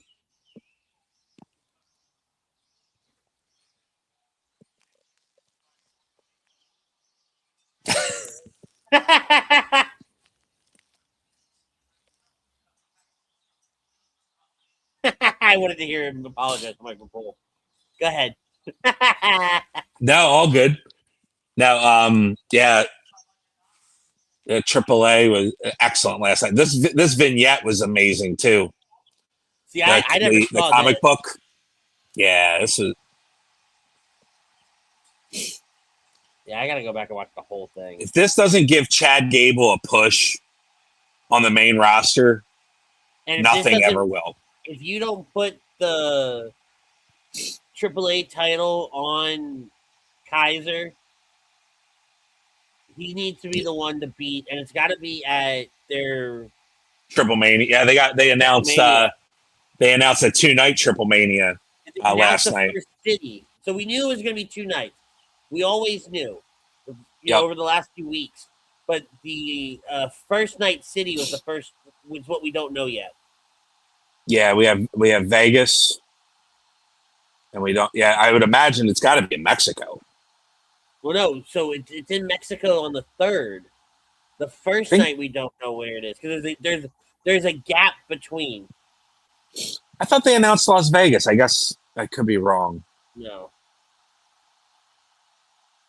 They didn't announce Las Vegas for Triple Mania? I don't think so, no.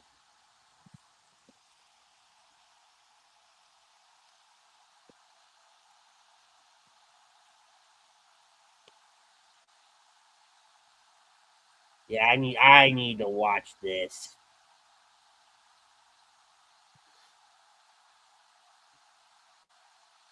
It was such a good match. Like, it was honestly probably the best match of the year so far. Yeah. Oh, yeah. Without a doubt. Yeah, Triple Mania, September 11th in Las Vegas. Friday, September 11th. Oh, so they did finally announce Vegas. Yeah, and then the 13th is what we knew. Yeah, 13th is in Mexico. The 11th will be in Vegas at the Luxor. Okay. Oh yeah, I agree with you with Kaiser. He needs to be AAA champion when night 2's over. Agreed. Like, Dom's done great work, but he wasn't even on that card, and that his program, the Mask versus Mask, was such a bigger storyline. It's amazing how that evolved on AAA and how it came to this, where it's just I'm glad they're giving this match its flowers on Clash in Italy, because this was special. Agreed. And if you haven't watched it, if you're watching it, you definitely got to go to YouTube and check it out along with the rest of the card. It was extraordinary. No, I agree. If you want to watch it, you go to WWE's YouTube page. It is there. And the math versus math starts at about 1 hour, 17 minutes. No, I haven't already done my math on that. It's a 2-hour show. They went between entrances and everything and package. They went 45 minutes. All right. Soul versus Becky. I will say, the Soul Snatcher, my favorite move in wrestling right now. Yeah, it's pretty awesome. Yeah, the throwing Soul right into it, which is good. We've seen Soul in a couple matches on the main roster, and not. I'll exclude Saturday night's main event, the Cena night. Yeah, she hasn't had as much success, and I think that's intentional. She got the win on Saturday night's main event in fashion with Jessica Carr, disqualification. I'm curious to see who the referee is for this match. Yeah, I didn't like the Saturday night's main event. I didn't like how it ended. Yeah, I think I get it, but I think they could have given Soul a clean victory and not hurt Becky. And I think it would have made this match even more compelling. Yeah. I think that was an opportunity to showcase Soul again and show that she belongs. Right, like the only way this works is if it's gonna sound so dumb. The only way I'm still interested in a Becky Lynch title run still is if you turn Jessica Carr into Becky's personal referee. Like a Danny Davis. Yeah, like she turns heel. Yeah. Like they finally work together. Yeah. It's the only way this works.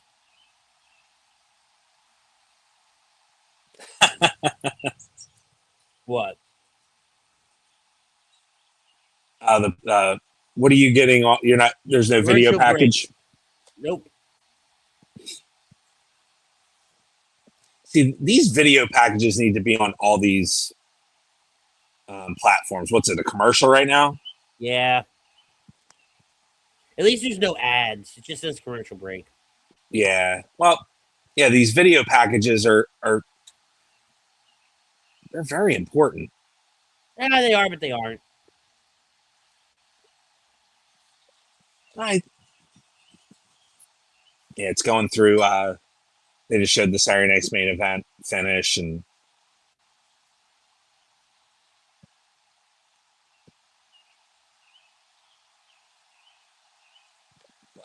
yeah, I think somehow Becky retains, but I think it's really important to make sure that Soul looks strong coming out of it. Correct. You don't want to ruin Soul. No.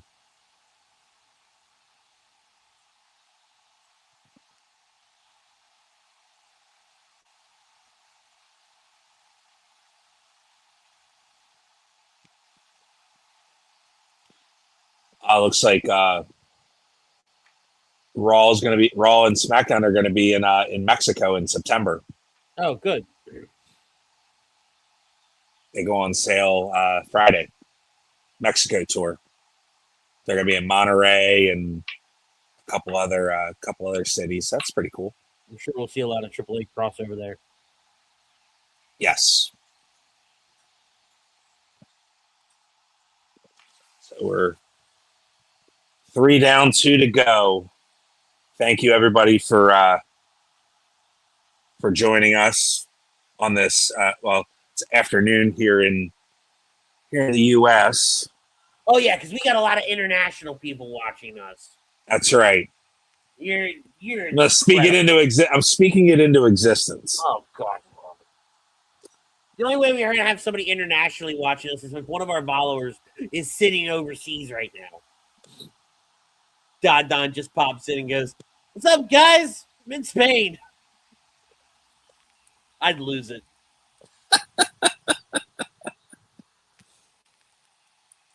Rib shots in England. There you go. Say what I tell you. What I tell you. We appreciate you being here. Oh, I love that. That makes me happy though. Now I look half the fool that I did earlier. No. Trust me, you still look like a fool. And say looks have nothing to do with it. It's what I'm saying. I already know I look like a fool. Gosh.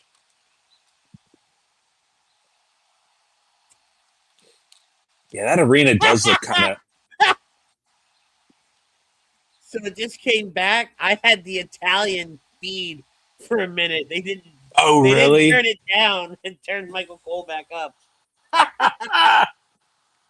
All right, so they're showing a shot of Minnesota. It's right by US Bank Stadium. That's actually really pretty. The water and all that. Yeah. Minneapolis is a terrible city. Miss, I've been asked to introduce Scary Movie. A movie I'm not even in.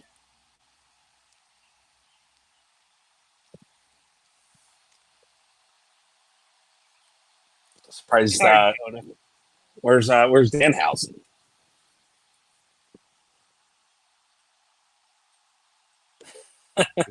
Say his name and he appears. Oh, there you go. Danhausen.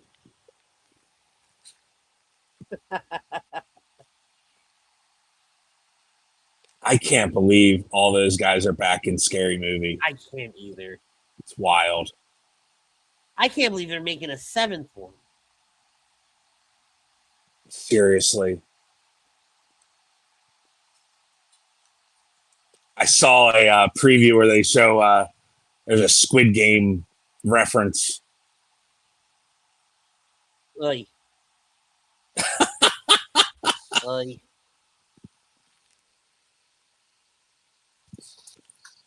I guess we kind of figured that was coming with the ring graphics. Oh yeah, it had sponsorship. Soul reminds me a lot of like Liv and Lita. Like a combination. Yeah, I could see that. Yeah.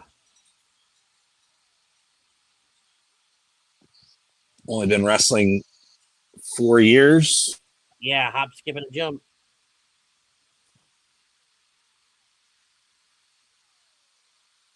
Another big match opportunity for her, just coming on the roster, on the main roster.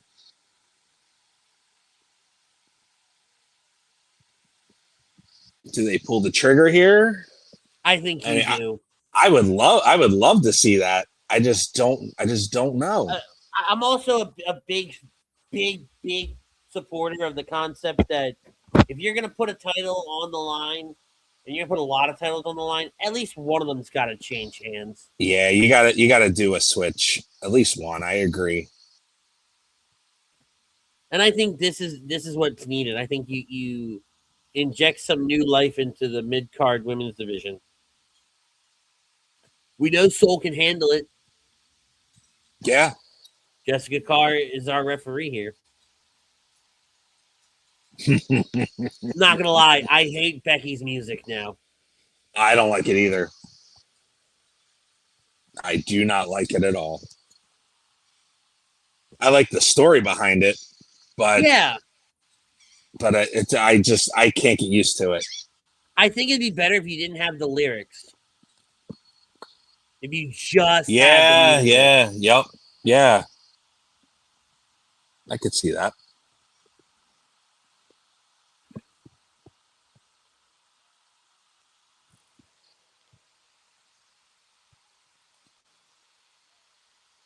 I think she needs to come up with something else to say besides everybody else is saying it, Bleacher Report and Sports Illustrated. That's what's killing me. I was a big fan of it at first, and it's kind of like it worked for the AJ need something story. else. We need something else. It worked really, really well for the AJ Lee story. Yes. And I like that she's still like the conspiracy theorist type gimmick, blaming Adam and everybody else and Jessica, like crooked Jessica, like that stuff I'm fine with. But I think there needs to be a new wrinkle in her in her gimmick. I think it's kind of Yeah. losing its luster a little bit. At least for me it is.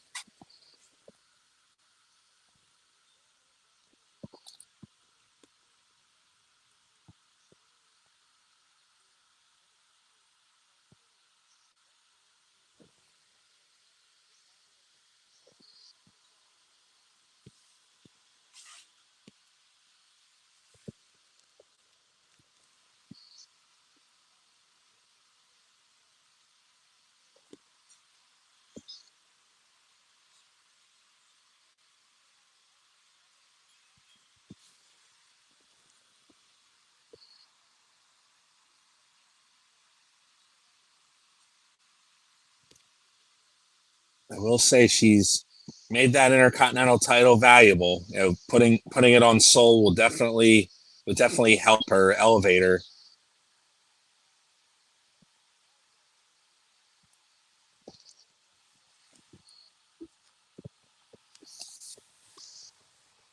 Well, you know, Alicia's not in the ring. No introduction, huh? All right, here we go. This is where I think it ends in a schmoz. Why do you not do an introduction?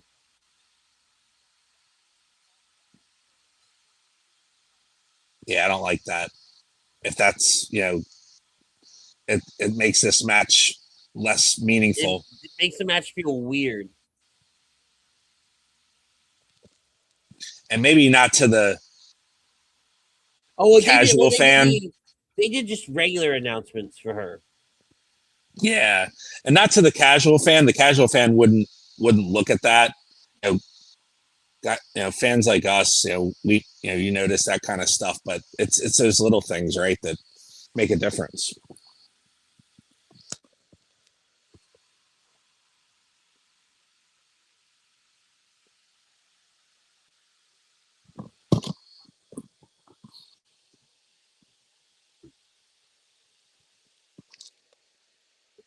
But then here at the same time too, right?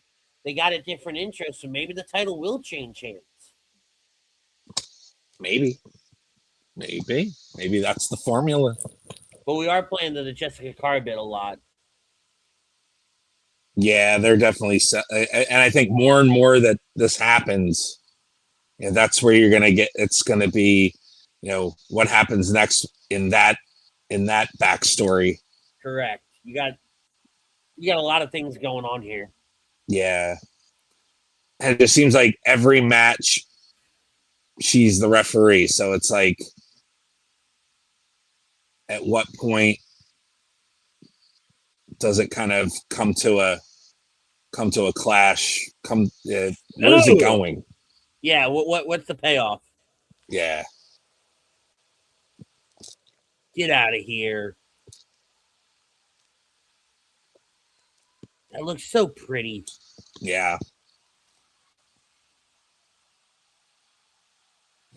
And you see a lot of those moonsaults that they miss them, or they, like, that was perfect. She was fully prepared to land that thing too. Yeah. Like the way her legs came back together at the end, she was fully prepared to stick that landing. Extremely athletic.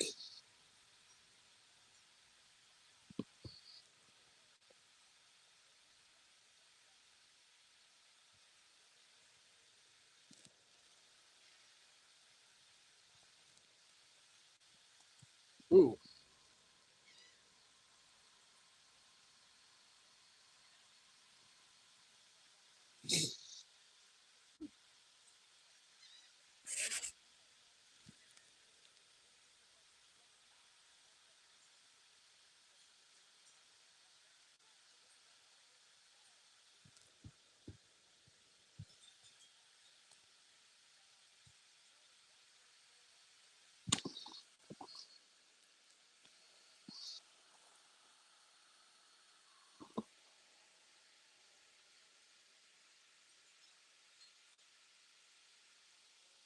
And Becky's wrestling, just like, it's good. Don't get me wrong, but we're getting to the point where each match is rinse repeat, kind of flat.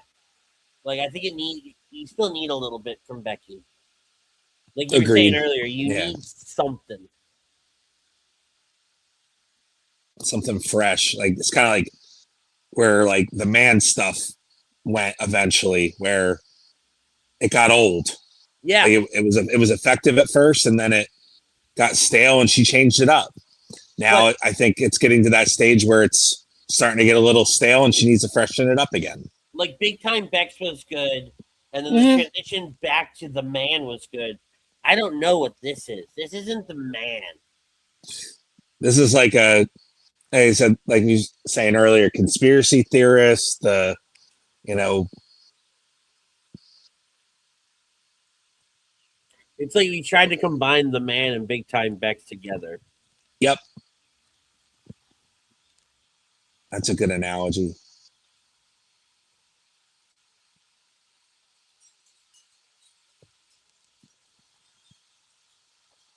You can hear Becky shouting "other right." Mm.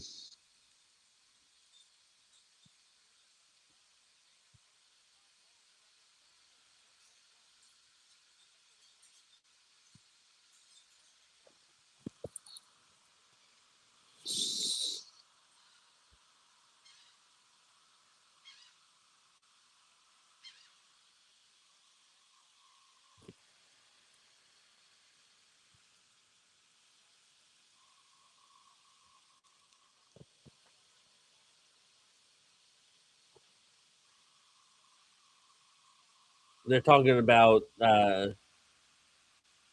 Jessica Carr right now on commentary. Yeah.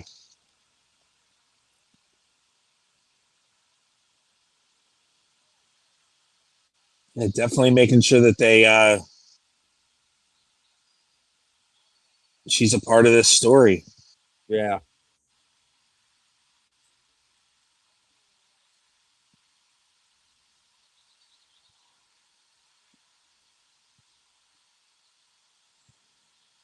We talked about how Jade Cargill is, you know, not as you know, How she's green. what's the word? Yeah, like I mean, Soul was just natural. Like it's just like it just came so natural to her. Like her move set, it's so crisp and Because I think she's being the gymnast that she is.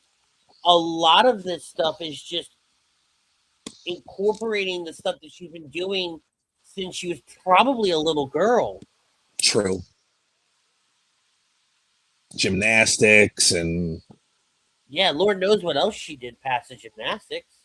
probably like many hours on a trampoline doing flips and Yeah, somersaults and backflip, like you name it. It's that's why a lot of her moveset focuses on that high flying ability that she has yeah, because she knows she can do it. yeah. I mean, but I'm impressed really with like her uppercuts. Like they, like, Well, when you don't have to learn the other stuff, you put so much more focus in. Oh! What a counter! When you don't have to learn the high fly stuff as much, you put more focus in the basics. yeah, and it's that stuff that you know, like there's men and women that struggle with that stuff, like making those punches look Clean. good, and hers are just like she's got it. It reminds me of kind of like someone like just starting out, like a Kurt Angle. I know he had the amateur wrestling background, but to throw a punch like he was pretty quick to it, and it looked believable, and he was somebody that made it look good, and Yeah. I just so impressed. Of course, but you're right. Like she doesn't have to. She's a yep.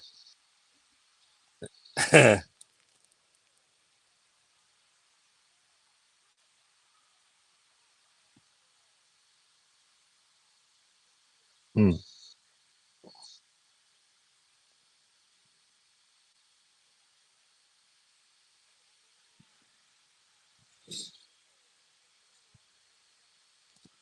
I think you're right though that she's so confident in her ability as an aerial in her aerial combat that she Hold can on. focus on that other style. Here we go.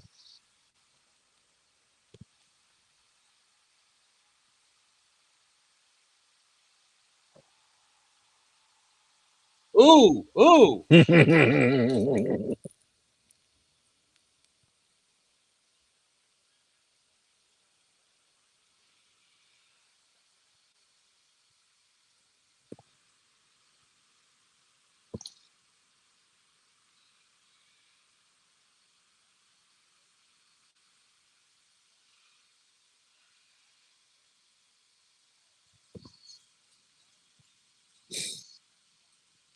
All right, what were you saying?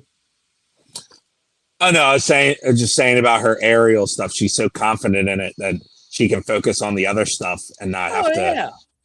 And you become ahead of the game automatically. Well, it puts her in a totally different bracket. Oh God, yeah, she's in a different stratosphere. Oh, there you go. That selling the gymnastics background again. Ooh.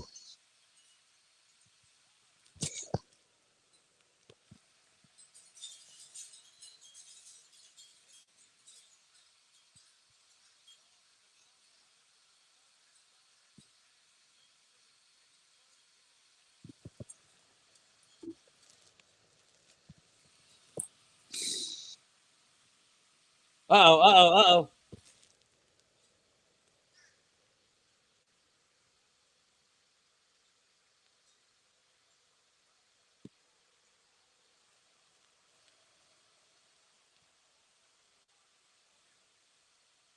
It was kind of like the AJ Lee stuff at WrestleMania where she pulled Jessica Carr in and cost AJ the match inadvertently. Yeah. That counter at DDT, man. It's beautiful. Like here, Man. they show it again. The timing. And like Your your body being able to do that, huh? Yeah.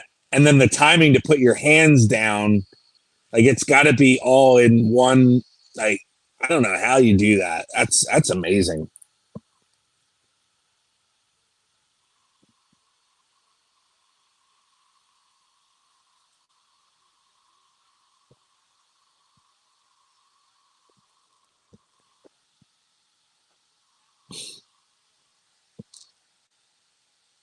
Ooh.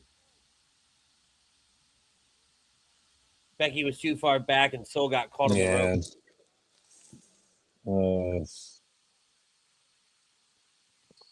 That's just a tough move to do in my opinion. Yeah. And of course, the IWC will make clear that they won't mention any of the other moves that she's hit. Exactly.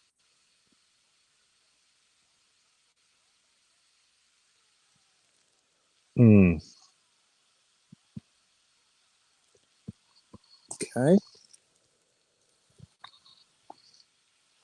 See, and when we do these live reactions, you hate to have dead air, right? Where Yeah. there's just a lot of quiet time. But when you have a match that has so many moving pieces and parts and is honestly just so compelling, it's hard to want to talk through it because you want to hear everything. Because with them having that dialogue in the ring, you hear, oh, Becky was going for the Soul Snatcher. Yep. Manhandle slam.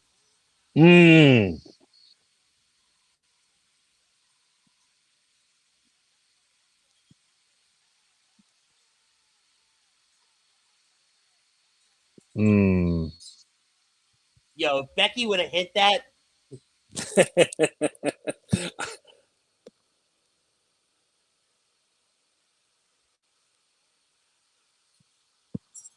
The Beck Snatcher.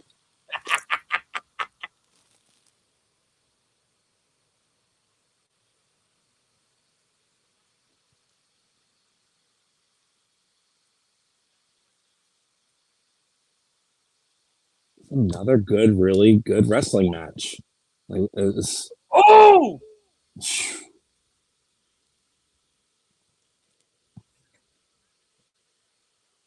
There it is. Yeah! Wow.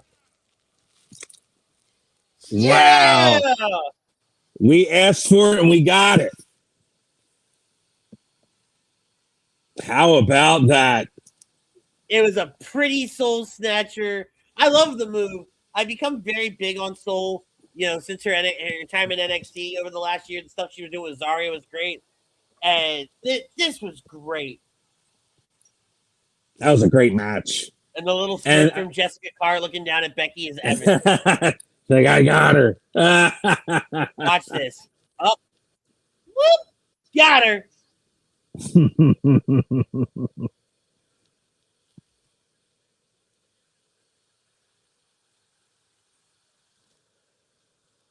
Well done.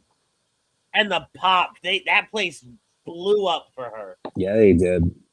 That's Congratulations. When someone wins a title for the first time, you want them to have a really good pop, good or bad. Yes.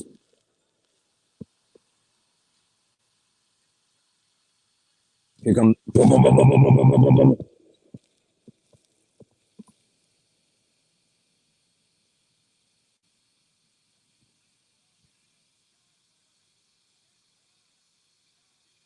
I like that. That was good. I think the story played out where I think Becky ultimately in story underestimated her. She came to the main roster, lost a few matches. Becky's like, I can take this. I can take this girl. She's nothing. And look at her now. But it again shows that Becky's willing to put over young talent. We saw it with Maxine. Didn't get super far on that. It kind of. But I think Soul is at a whole nother level, and I think that this is the right move for sure.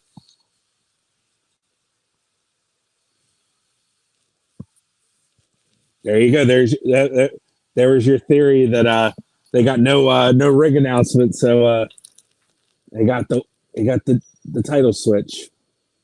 That was good. I love that. I'm a Lyra fan too. I am too. She really came into it when she did that program with Becky and Bayley and all that. Like, really came into it. Yeah, I think she needs to get another run in the Queen of the Ring. Remember, she had that run. She got to the finals with Nia. Yep. And she put on some clinics.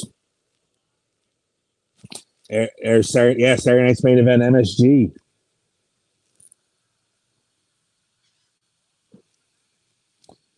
I had thought that John Cena invitational thing could have been done there possibly, but I haven't really heard much from it since.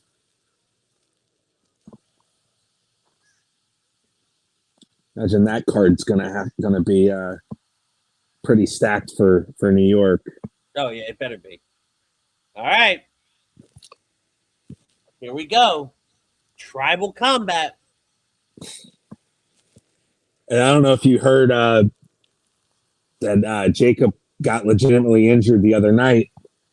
Yeah. At a house show event. So there was kind of some question as to whether he could go, but clearly we're getting him.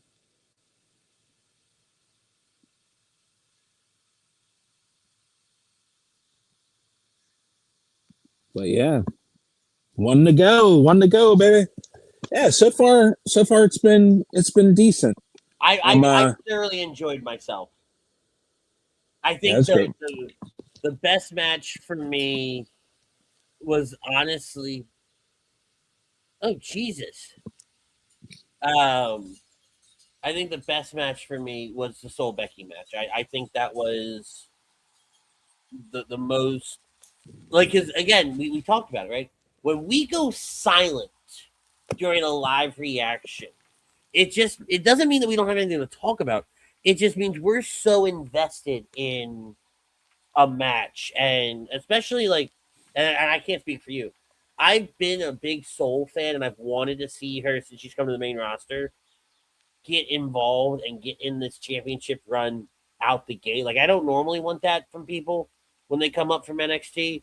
But this one, Soul, I really wanted because she was on top of things down in NXT when she left, right? Yeah.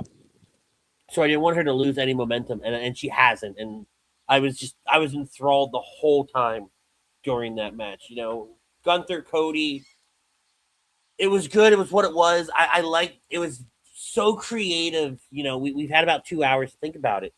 It was so creative how they ended that match and how they took us to a different outcome than any of us would have expected.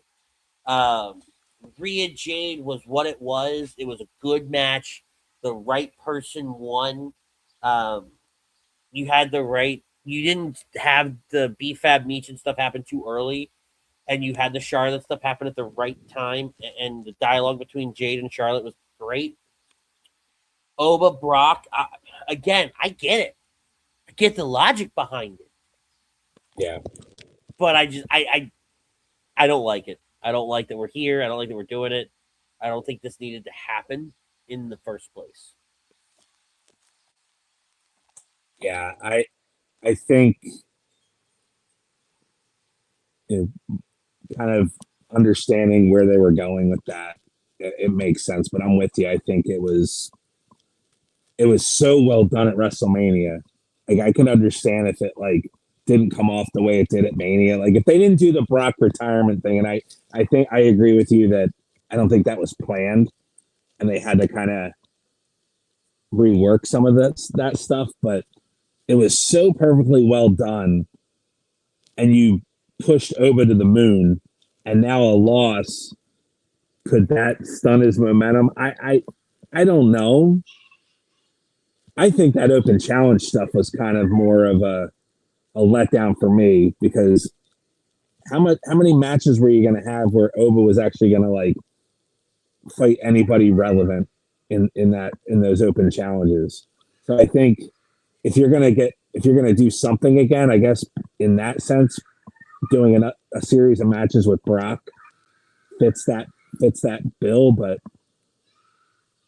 like I said, WrestleMania was just so like extremely well done. Yeah, I don't think it's a shame that they. No. I don't think you needed this here. No. You could have come up with something else. You opted not to. You know, we make the gag all the time, lazy booking. Well, that's what it was. Yeah. It was very much lazy booking.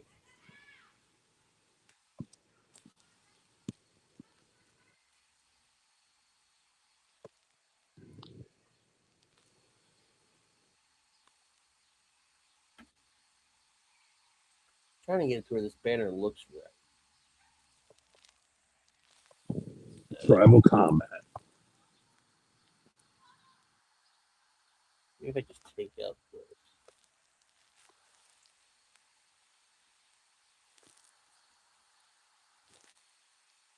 I'm trying to get him on one line. That ain't gonna happen.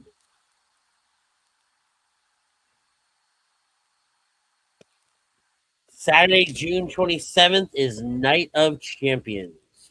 Yep. And that's going to be in the middle of the day, and I'm probably not going to be able to live react to it, of course. Is that a Saturday? Yeah, it's a Saturday, right? Yeah. The brackets for the King of the Ring are revealed on the post show.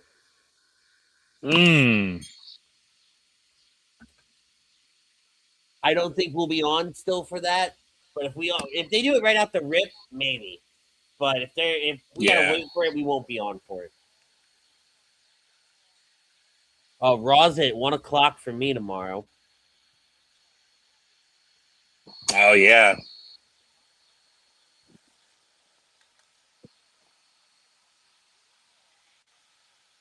The Italian announcers. The international flavor you can't yet in any type of athletic sporting event. It always sounds better, in my opinion. Well, yeah, and I think it's because it's different to us. Yes. Right, we're so used to like the Michael Coles, the Corey Graves, all that, right? But when Yeah. you hear new voices, it's different.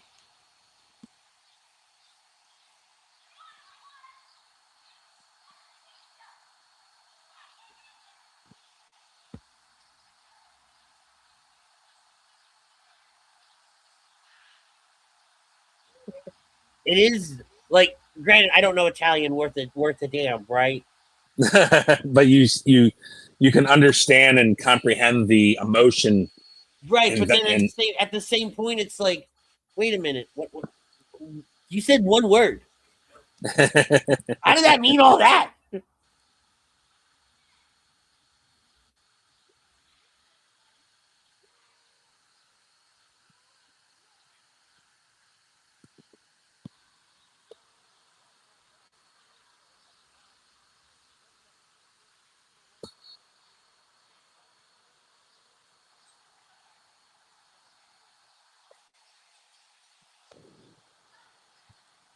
All right, so how do you think this is gonna go? Tribal combat. Roman Jacob. Do the Usos? First question: do the Usos play a massive factor? yes, Do they side with Roman or do they side with Jacob? I would love for them to side with Jacob, but I think they're siding with Roman, only because it's unfortunate. I think the end game here is that Jacob's going to join the bloodline, I think but so too. but we talked about earlier about shaking things up and adding something different and having Jacob, leave strong and maybe not necessarily champion, but having Roman laid out after the fact and having the Usos align with Jacob would definitely change the landscape of the WWE and the Raw brand. But I don't see it happening. I think Jacob's going to wind up joining the bloodline when it's all said and done. But I think this is going to be a war. It's going to be, they're going to leave it all out there. And again, it's a challenge to shock me in any way, but I don't see that happening. I would love for Jay to turn on Roman and have it be revealed that he's been like pulling the strings behind Jacob this whole time. And Jacob wins the title, becomes the tribal chief, right? And then immediately hands Ulafala to Jey Uso. And Jey Uso is the tribal chief. And Jacob Fatu is the champion.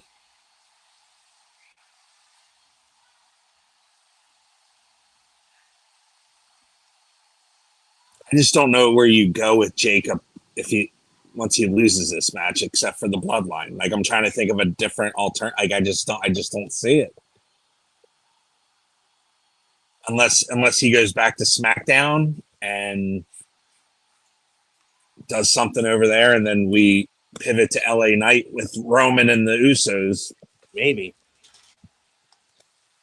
They kind of been teasing that a little bit, where Knight's questioning the Usos situation with them aligning with Roman again.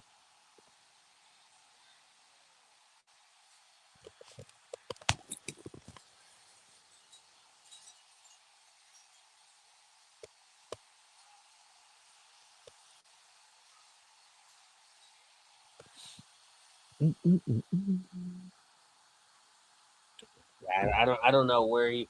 I mean, all right. If you move Jay and Jacob, no, I'm sorry.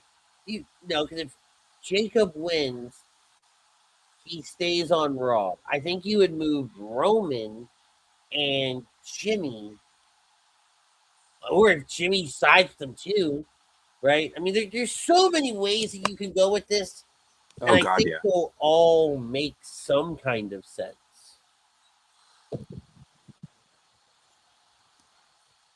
I'm just still questioning where you go with Roman for SummerSlam. if it's not Oba. King. Yeah, but who would that be? No, he wins King of the Ring. Oba? Yeah, but No, genius. besides Oba. Roman wins King of the Ring. If Oh, Roman you saying that loses Jacob here, wins the title? yeah.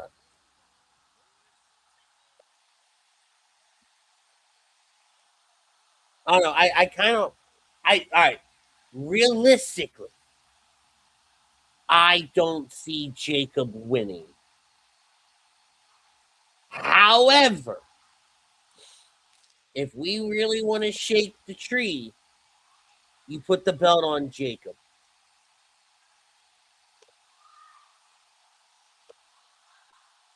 Absolutely. I'm with you. And I like it. I like the concept of Jacob with the title. And then you have Roman fight his way back to. It's the fall from grace we never got after Roman lost the belt the first time. Mm-hmm.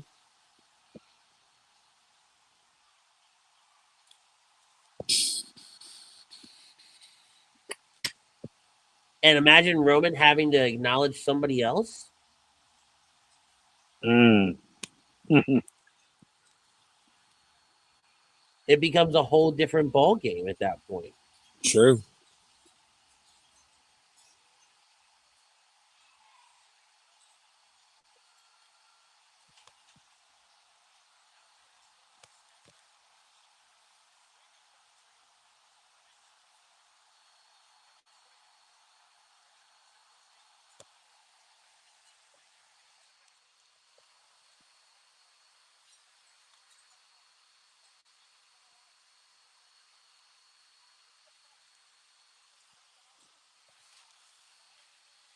Give me 1 second. I'll be right back. No worries.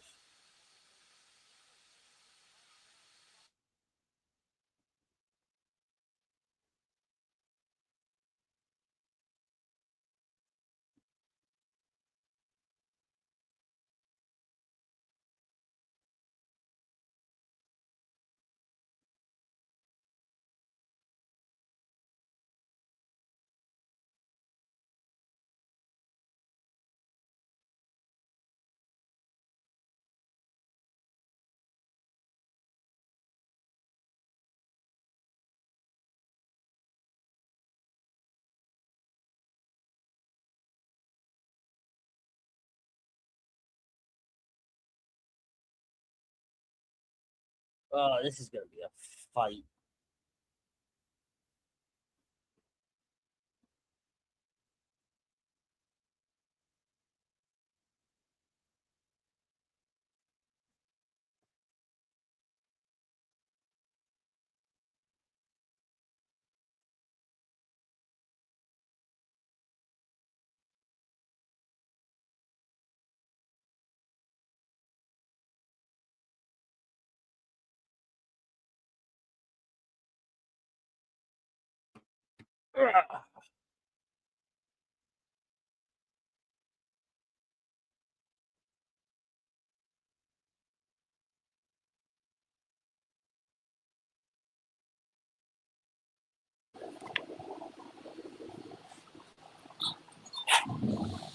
Yeah, then you got to think about the how hurt is Jacob?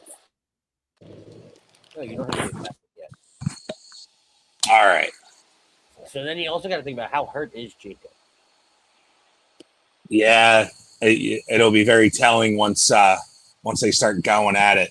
That could be where the Usos, or maybe another theory, maybe is Jacob's got his own group now. Maybe he's going to have some allies. Yeah. But excuse me a moment. Throw your ones to the sky for the OTC.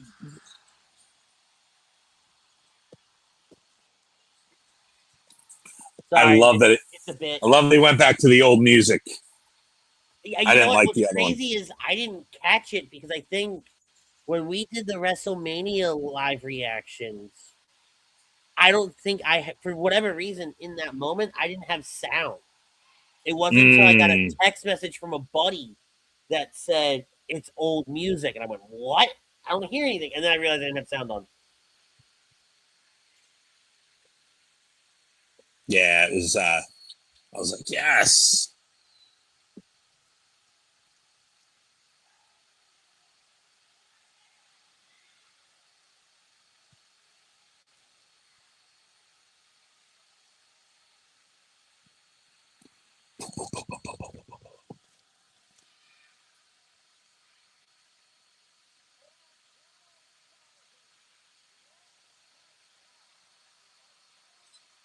I do like the idea of Jay turning. I think of all the ideas that we could come up with, for me at least, I like the idea of Jacob winning, Jay turning, Jacob giving Jay the Ulafala, because Jacob doesn't care about the tribe. Mm. He would rather just go out and be a warrior, for lack of a better phrase. He doesn't. He's not a. If we had to put this in some different words, he's not a politician. He's just gonna go beat up on people. Yeah. See that? If Fatu loses, we riot. Okay. What, down the canal?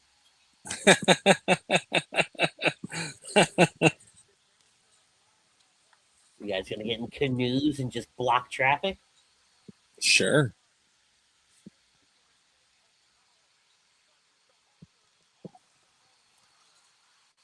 Oh, and she's not doing big fight intros. It's getting. So either they're running on time. That could be it. Or Jacob's beating them. Well, taking the theory. How do you not do a big fight for this?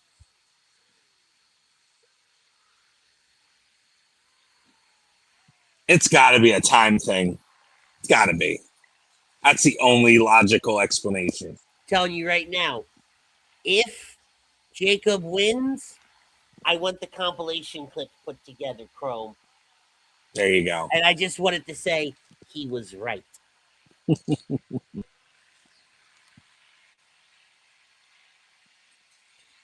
Every single one to the sky. Good night.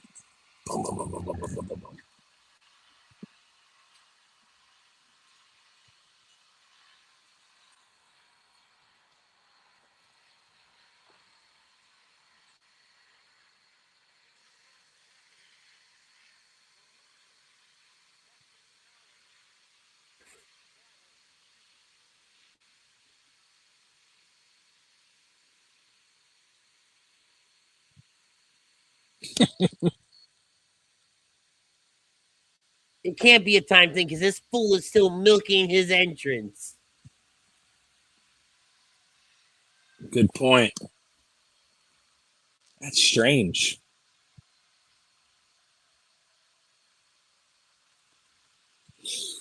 Yo, if Jacob just caught him with the Tongan death grip right there as he turned, That'll tell you. Lost it. That would tell you automatically right there what kind of shape Jacob's in. Power through the pain, big man. Also, does Jacob normally wrestle in full pants? I want to say yes. Okay. So ever since Trish Stratus turned on Jericho, we can turn on Christian back at it was Jericho back at WrestleMania 20 because she was and I called it because she was wearing just all black clothes that day. I was like, that's not what she normally wears. Ever since then, I look at everything.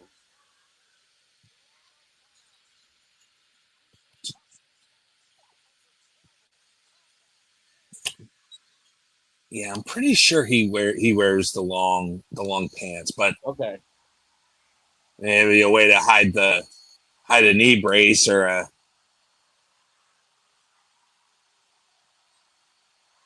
This crowd. They've been electric all night. I love it how they put up the Ulafala too. The Ufalafa.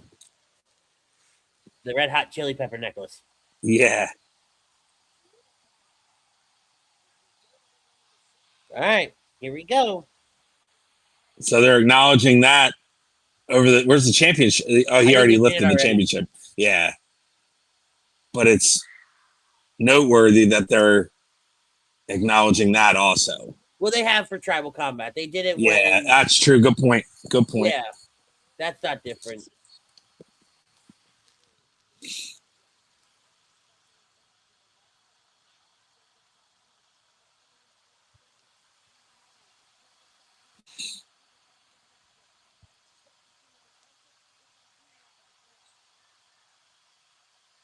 All right, let's go, boys. This isn't a time thing. If this was a time thing, we would have been rocking and rolling already. Yeah.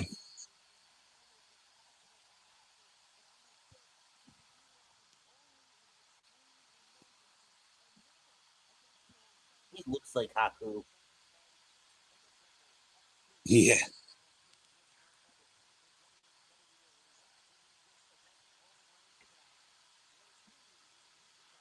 Ugh.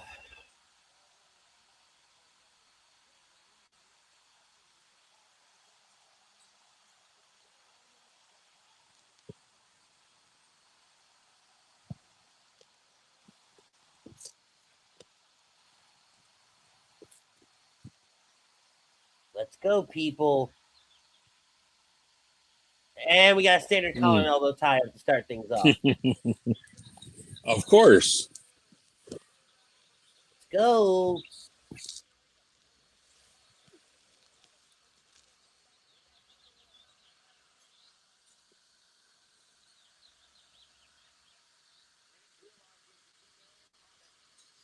God, it got cold in here.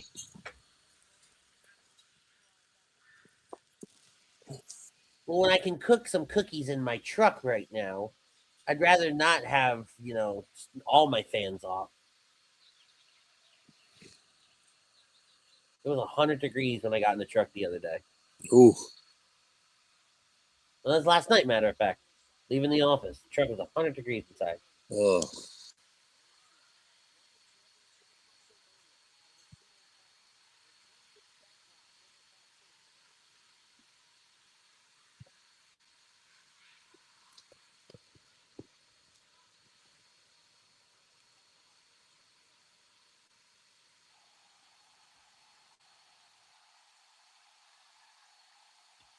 All right, so this match either ends at the 30-minute mark.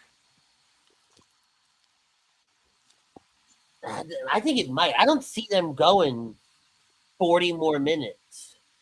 No. Right? Oh, they might, because I scrolled over like my ticker here, and it still says there's an hour and 40 minutes left in the broadcast. Interesting. I wonder if that includes the post show. I think it does.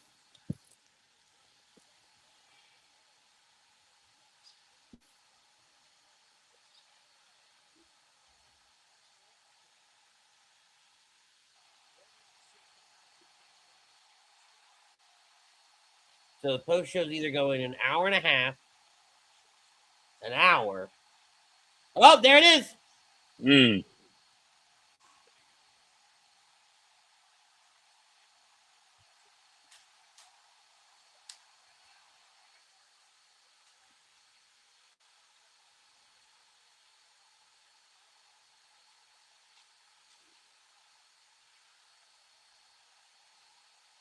Interesting that they acknowledge the injury situation also. They've been doing that a little bit more frequently. Yes. Yes. Like if they hear, and if it's borderline plausible, they do acknowledge it. Well, that dude's never washing his pants. Ha!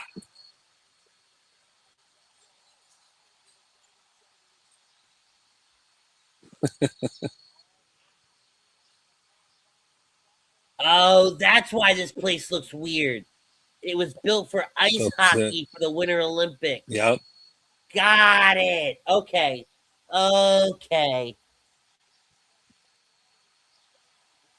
That makes so much more sense with how this looks Yep. now.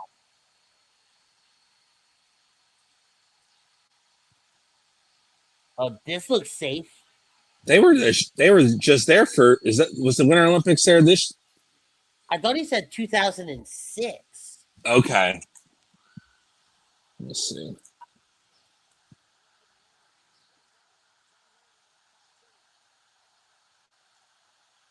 Yeah, 2006. You're right. Thank you. You want to know how I know that? There was a Winter Olympics video game from that year that we played as a family. Very cool. Yeah, it was all right. Doing the whole cross-country skiing thing sucked. I played a lot of video games, but that one still gives me nightmares. Oh. Couldn't do it. Couldn't do it, man. Yeah, look at these chairs. It really looks like we just robbed them from your standard elementary school. Oh, hey, there's a concession stand. Gosh. You gonna beat it with some ice? Hey, cool off.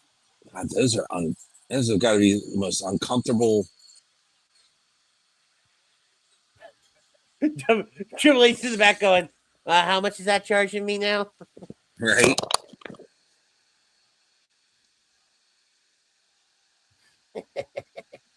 Epic.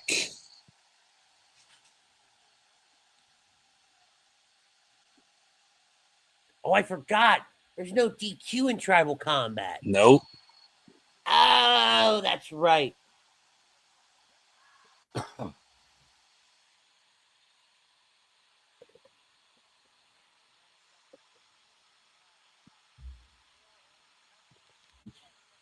I hope somebody memes that lady. I wanted something bad. Wait, where's Alicia Taylor? Did she leave? Oh, there she is. Shut your ass up.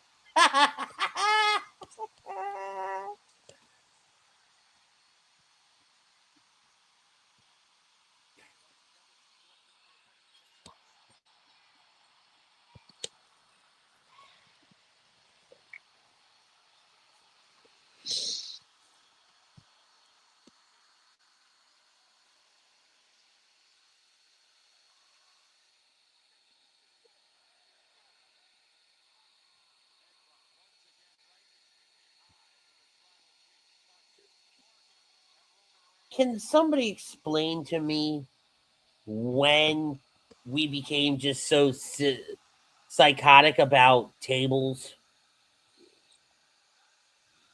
Yeah. Also, these schmucks in the front row, green shirt guy, and then the kid and the dude next to him. I get green shirt guy, but this dude, this Steve Carell wannabe, what is his story? I don't know. Seeing him a lot more at these events too.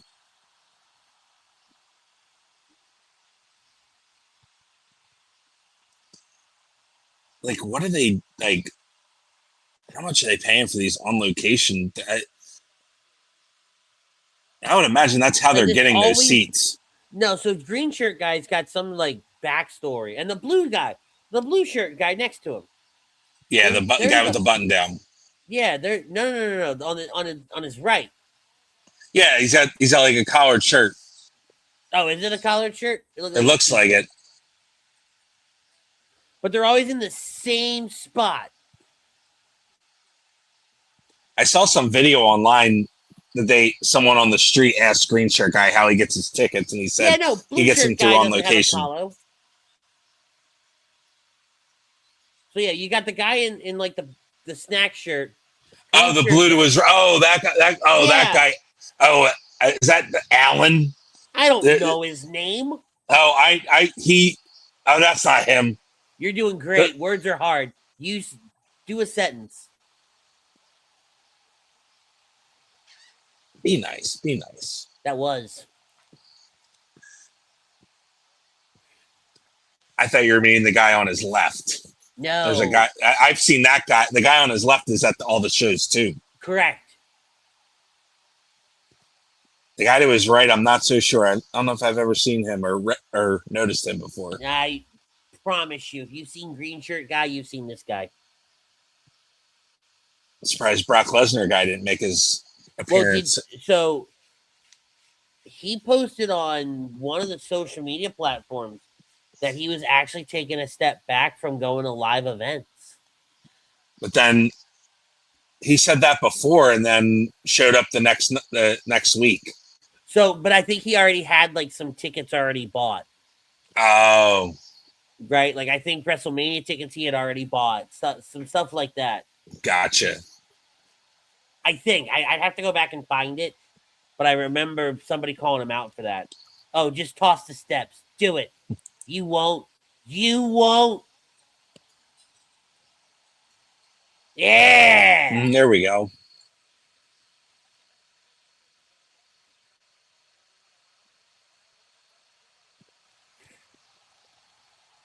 They ain't heavy. Shut up.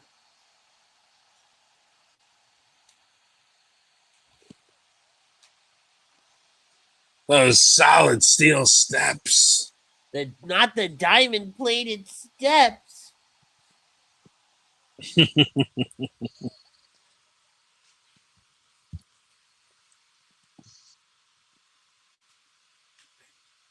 Superman punch.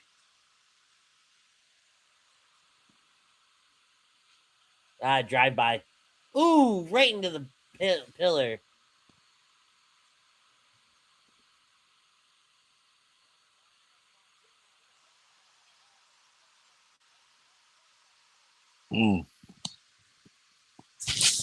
Talking his trash.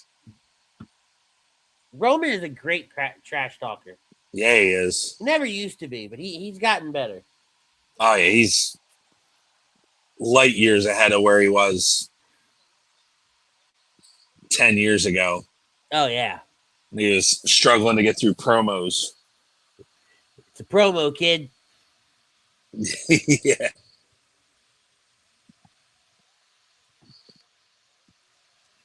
Nope. Spin around. Big lariat. I think it's funny. We always talk about John Cena and the 5 moves of doom. Roman's got it too. The clotheslines in the corner, the Superman punch, the spear, the first clothesline, then the jumping lariat. Yep. The boot.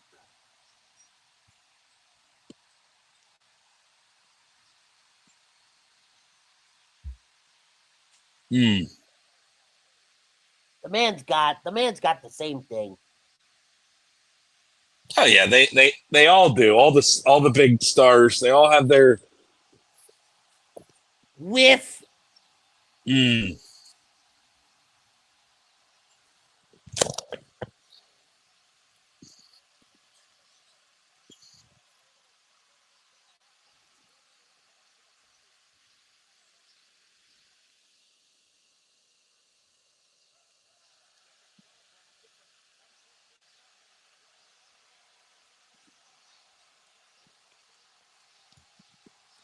You know what I mean?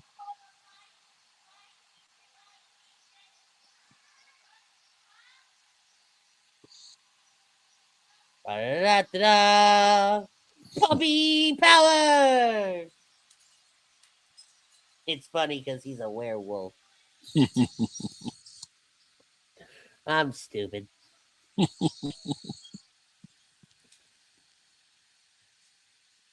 Oh!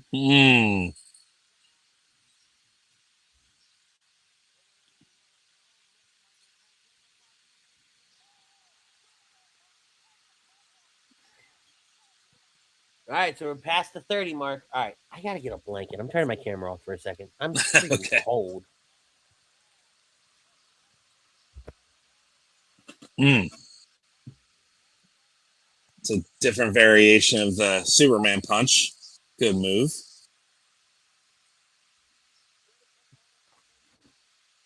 I think it's clear that Jacob is just fine, or at least he's got some good painkillers to get through this match. I mean, they are overseas. Much better. Much better. There it is.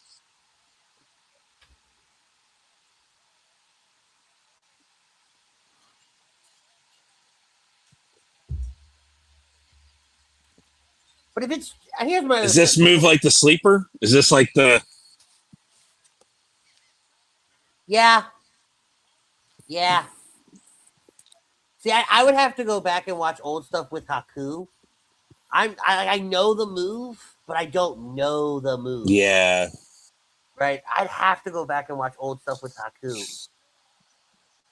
I don't think. Damn.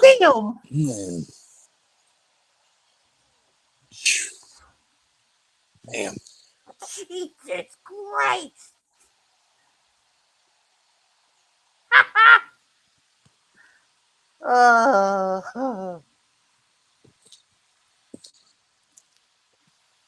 He was knocked him clean out for realsies. All right. What were you gonna say? I'm sorry. I don't even remember. Must not have been that important. Jacob has no clue where he is. Nope. He had to go under the ring.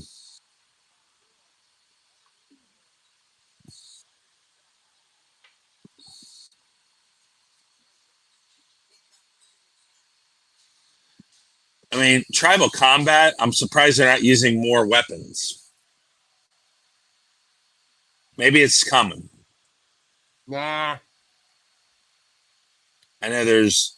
I lied. Oh, they fixed the broadcast. I didn't know they. Yeah, they've been doing that. What are you doing? What the hell is that? There's a weapon. Nope. Why?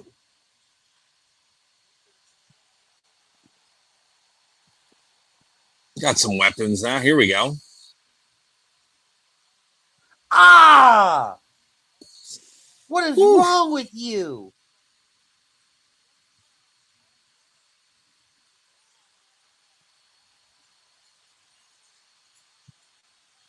Strategy, baby. What is wrong with you?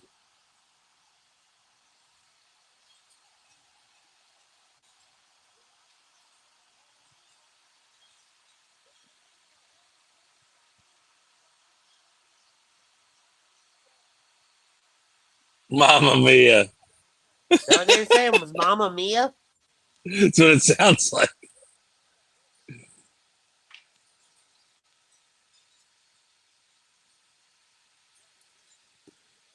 Oh, he took all the tools out. Now there was a chain in there. You could have done something with that.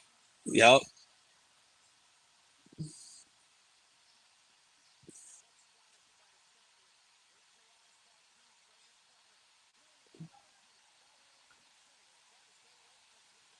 Fight forever, maybe?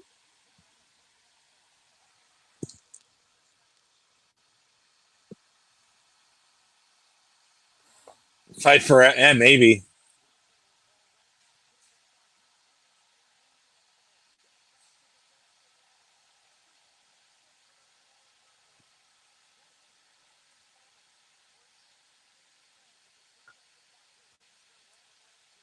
It is smart to play to the hand.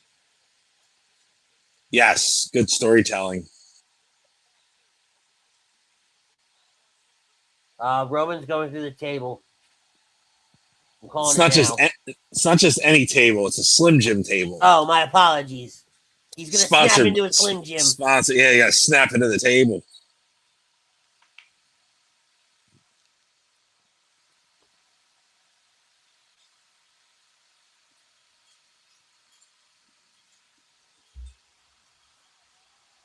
It's called those overseas drugs are a hell of a drug. What's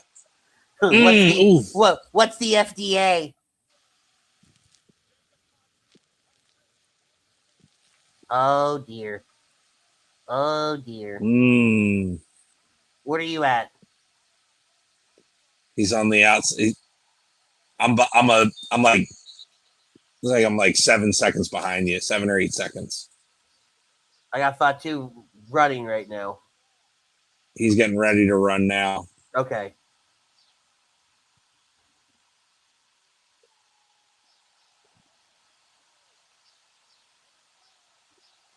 Superman punch.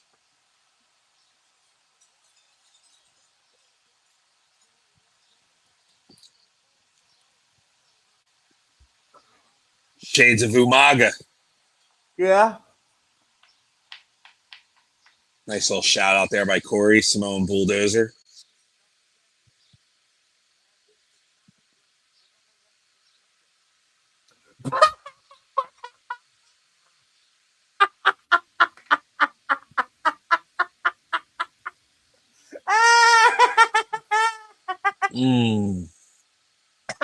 The camera angle was the best part of that. Yeah. That poor guy. Just both of them.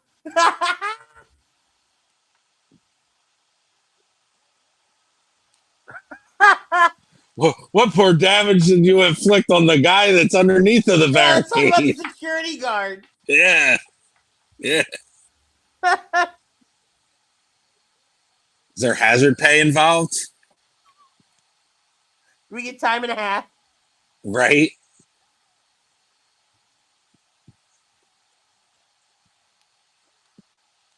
Fatu, that could have easily been a 3 It should count. have been Didn't a get his 3 shoulder up.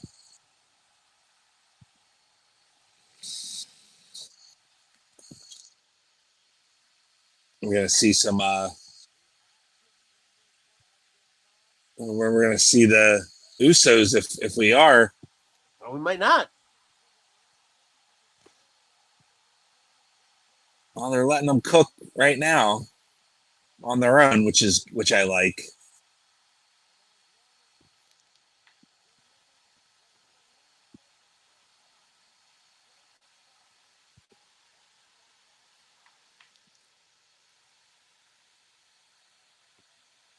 Roman just said, "You don't see the Usos here. You don't see the twins coming. I don't need any fucking help." Yep.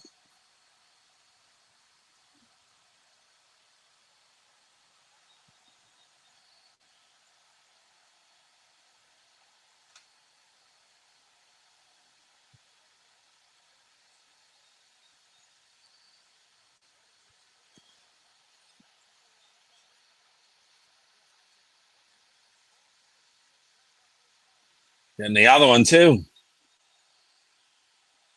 You keep saying I don't need anyone's help. Interesting.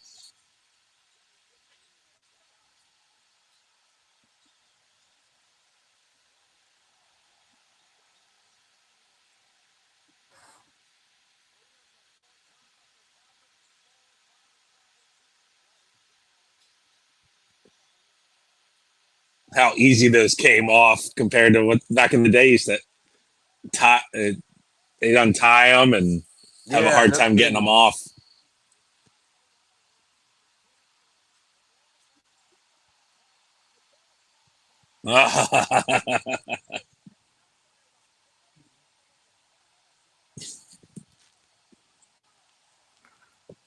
Jeez.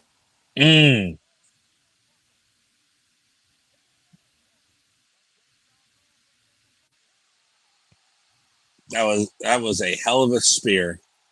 He got all of it too. Yeah. Nothing cheap about that one. No.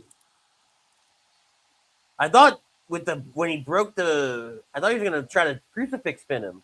Roman was. The way he hooked the arm. No way. No flipping way. Oh, he actually would have hit that. All right.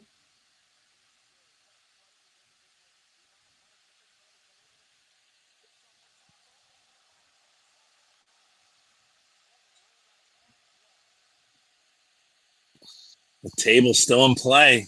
Somebody's going through that. Beautiful.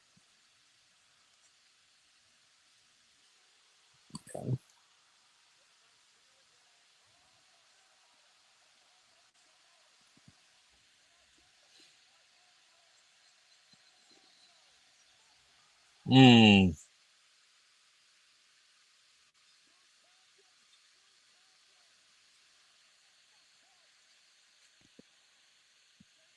Look that leg, son.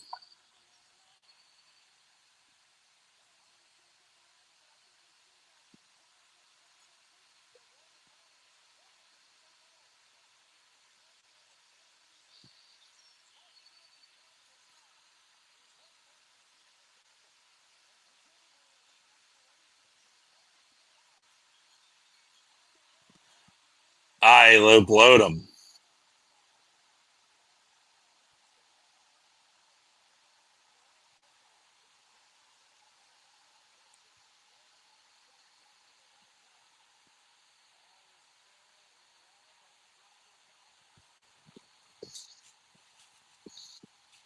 These guys are going the distance. It's surprising.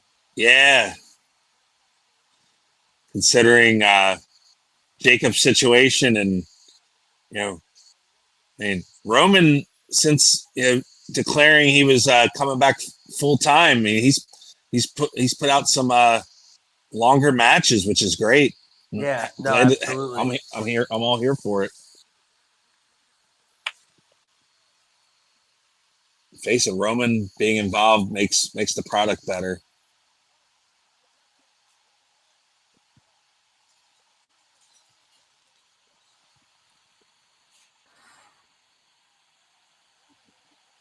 Uh-oh.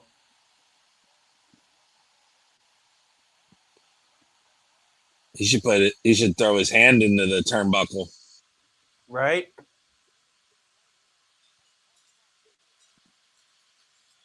There we go. The fact, Jesus Christ, how are you up first?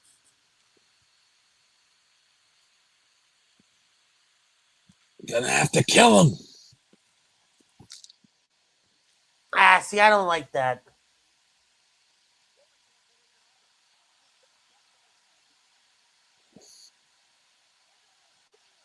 Mm. Not that I thought it was the right. Is the match over? Yeah. Not that I like the idea of putting the. All right, phrase that. I don't think that Roman's title reign has been bad by no stretch of the imagination. No. Right? But I don't know. I don't know. I mean, obviously Jacob's going to do the whole acknowledge thing here in a second, and that's yeah, that's we're cool. not.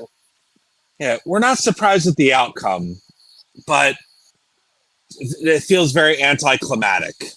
Well, to and me. when you build Jacob the way you build him, right? I mean, I guess it makes sense because Roman's supposed to be this like borderline god. All right, I can justify it a little bit. I ain't happy about it, but I was really hoping for some kind of like surprise here. Yeah.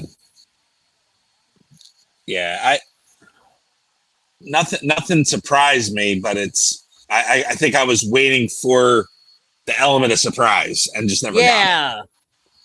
Like for that other shoe to drop kind of deal. Yep. Because now, all right, he's gonna acknowledge Roman. Then what? Right.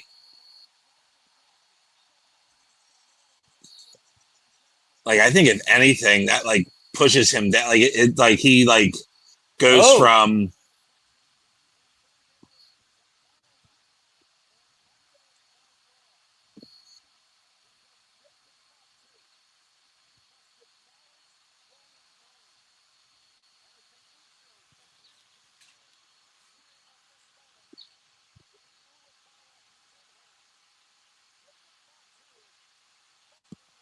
Oh, they're already saying that he's gonna acknowledge him tomorrow night.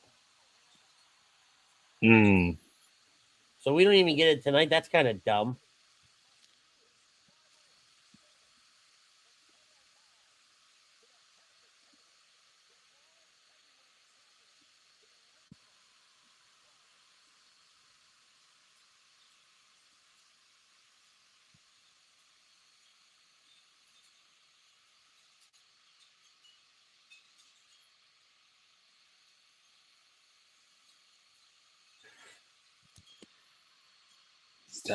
See you tomorrow. Yeah.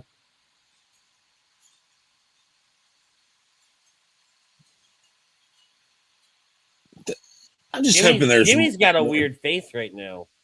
I don't know. Yeah, I think I've always missed. Oh,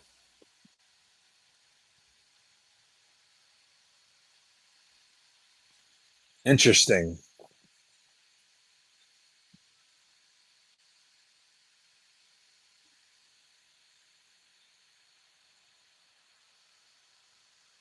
ooh. He said they next. He said we got. He said we got this, but I got something for him too.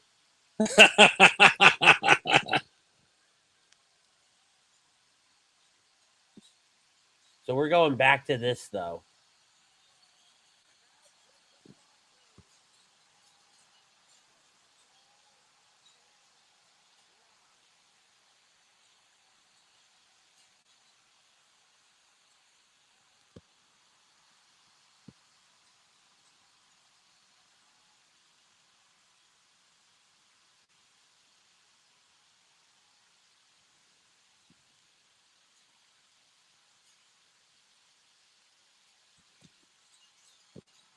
I don't know. Like, I don't know if I want to see another. We've already been down this road. Yeah, I mean, and I find it very hard to believe that they're gonna have anything involving Solo. Yeah, QB wants that. I don't know, man. Tomorrow will be very telling, right? I always reserve my right to comment on a main event, especially with such stakes like this, until you see what happens on the next show, like the Raw, the SmackDown, whatever the case may be. Knowing that we're gonna go back down this direction with Solo and the MFTs and all that, like unless this is truly bringing the bloodline together under one banner, right, and really building out the Samoan dynasty, like bringing in Naya and bringing in all like everybody. Yeah. Right. Unless we're doing that, I don't know how interested I'm going to be. Like almost like an NWO style Samoan dynasty thing. Yeah, I hope there's a good payoff to this. I just hope, I hope you're right that it's something different. But I think Solo was buried so much in this whole story, the previous story, that he really hasn't done a whole lot. And they feuded with the Wyatts for quite a while. Ever. Yeah, and I just feel like they've gone to that well too many times. I just don't know if it's something that I don't know. But we will definitely find out tomorrow. Yeah, this was tomorrow fun. afternoon. Yeah. Well, all right. So I don't want to spend any time kind of breaking everything down. That's what you and Chrome are going to be doing on Tuesday over on HUD Radio. If you guys haven't checked them out yet, make sure you guys are watching them every single Tuesday night on HUD Radio. It's where you can find all the latest news and information about WWE and all the other stuff. Make sure you guys go back and watch the interview they had this past Thursday. It was a Lazy Booking exclusive. It was with WWE legend Melina. They also just had Bill Apter, right? We had Bill Apter 2 weeks ago. This coming Thursday, it's now Thursday, we will have WWE legend The Warlord. Okay. And then we have a couple more down the road the next couple weeks. We have Demolition, Axe and Smash. We have Buff Bagwell and Headbanger Mosh. Yep. And Mosh, it'll be his second time on with Lazy Booking, because I think I was part of that first one. The first time around. But he's a great interview. He's a great guest, awesome person, very insightful. But we're gonna get off the air. We're gonna jump off here. We're gonna let those guys talk about it on Tuesday. That was Clash in Italy. It was an awesome show. Very entertaining last 3 hours. I thank Arch for joining me, and so I didn't have to talk to myself for 3 hours. That would have been miserable. And make sure you guys check them out Tuesday night to break everything down over there on A2D Radio. Until next time, though, make sure you're following us. Give us a like. Hit that subscribe button. Until next time, tell somebody you love them. Peace, love, and joy. We're out of here. We out. If this WrestleMania is a fart in church, I really, truly believe that Triple H is going to be in very, very, very hot water.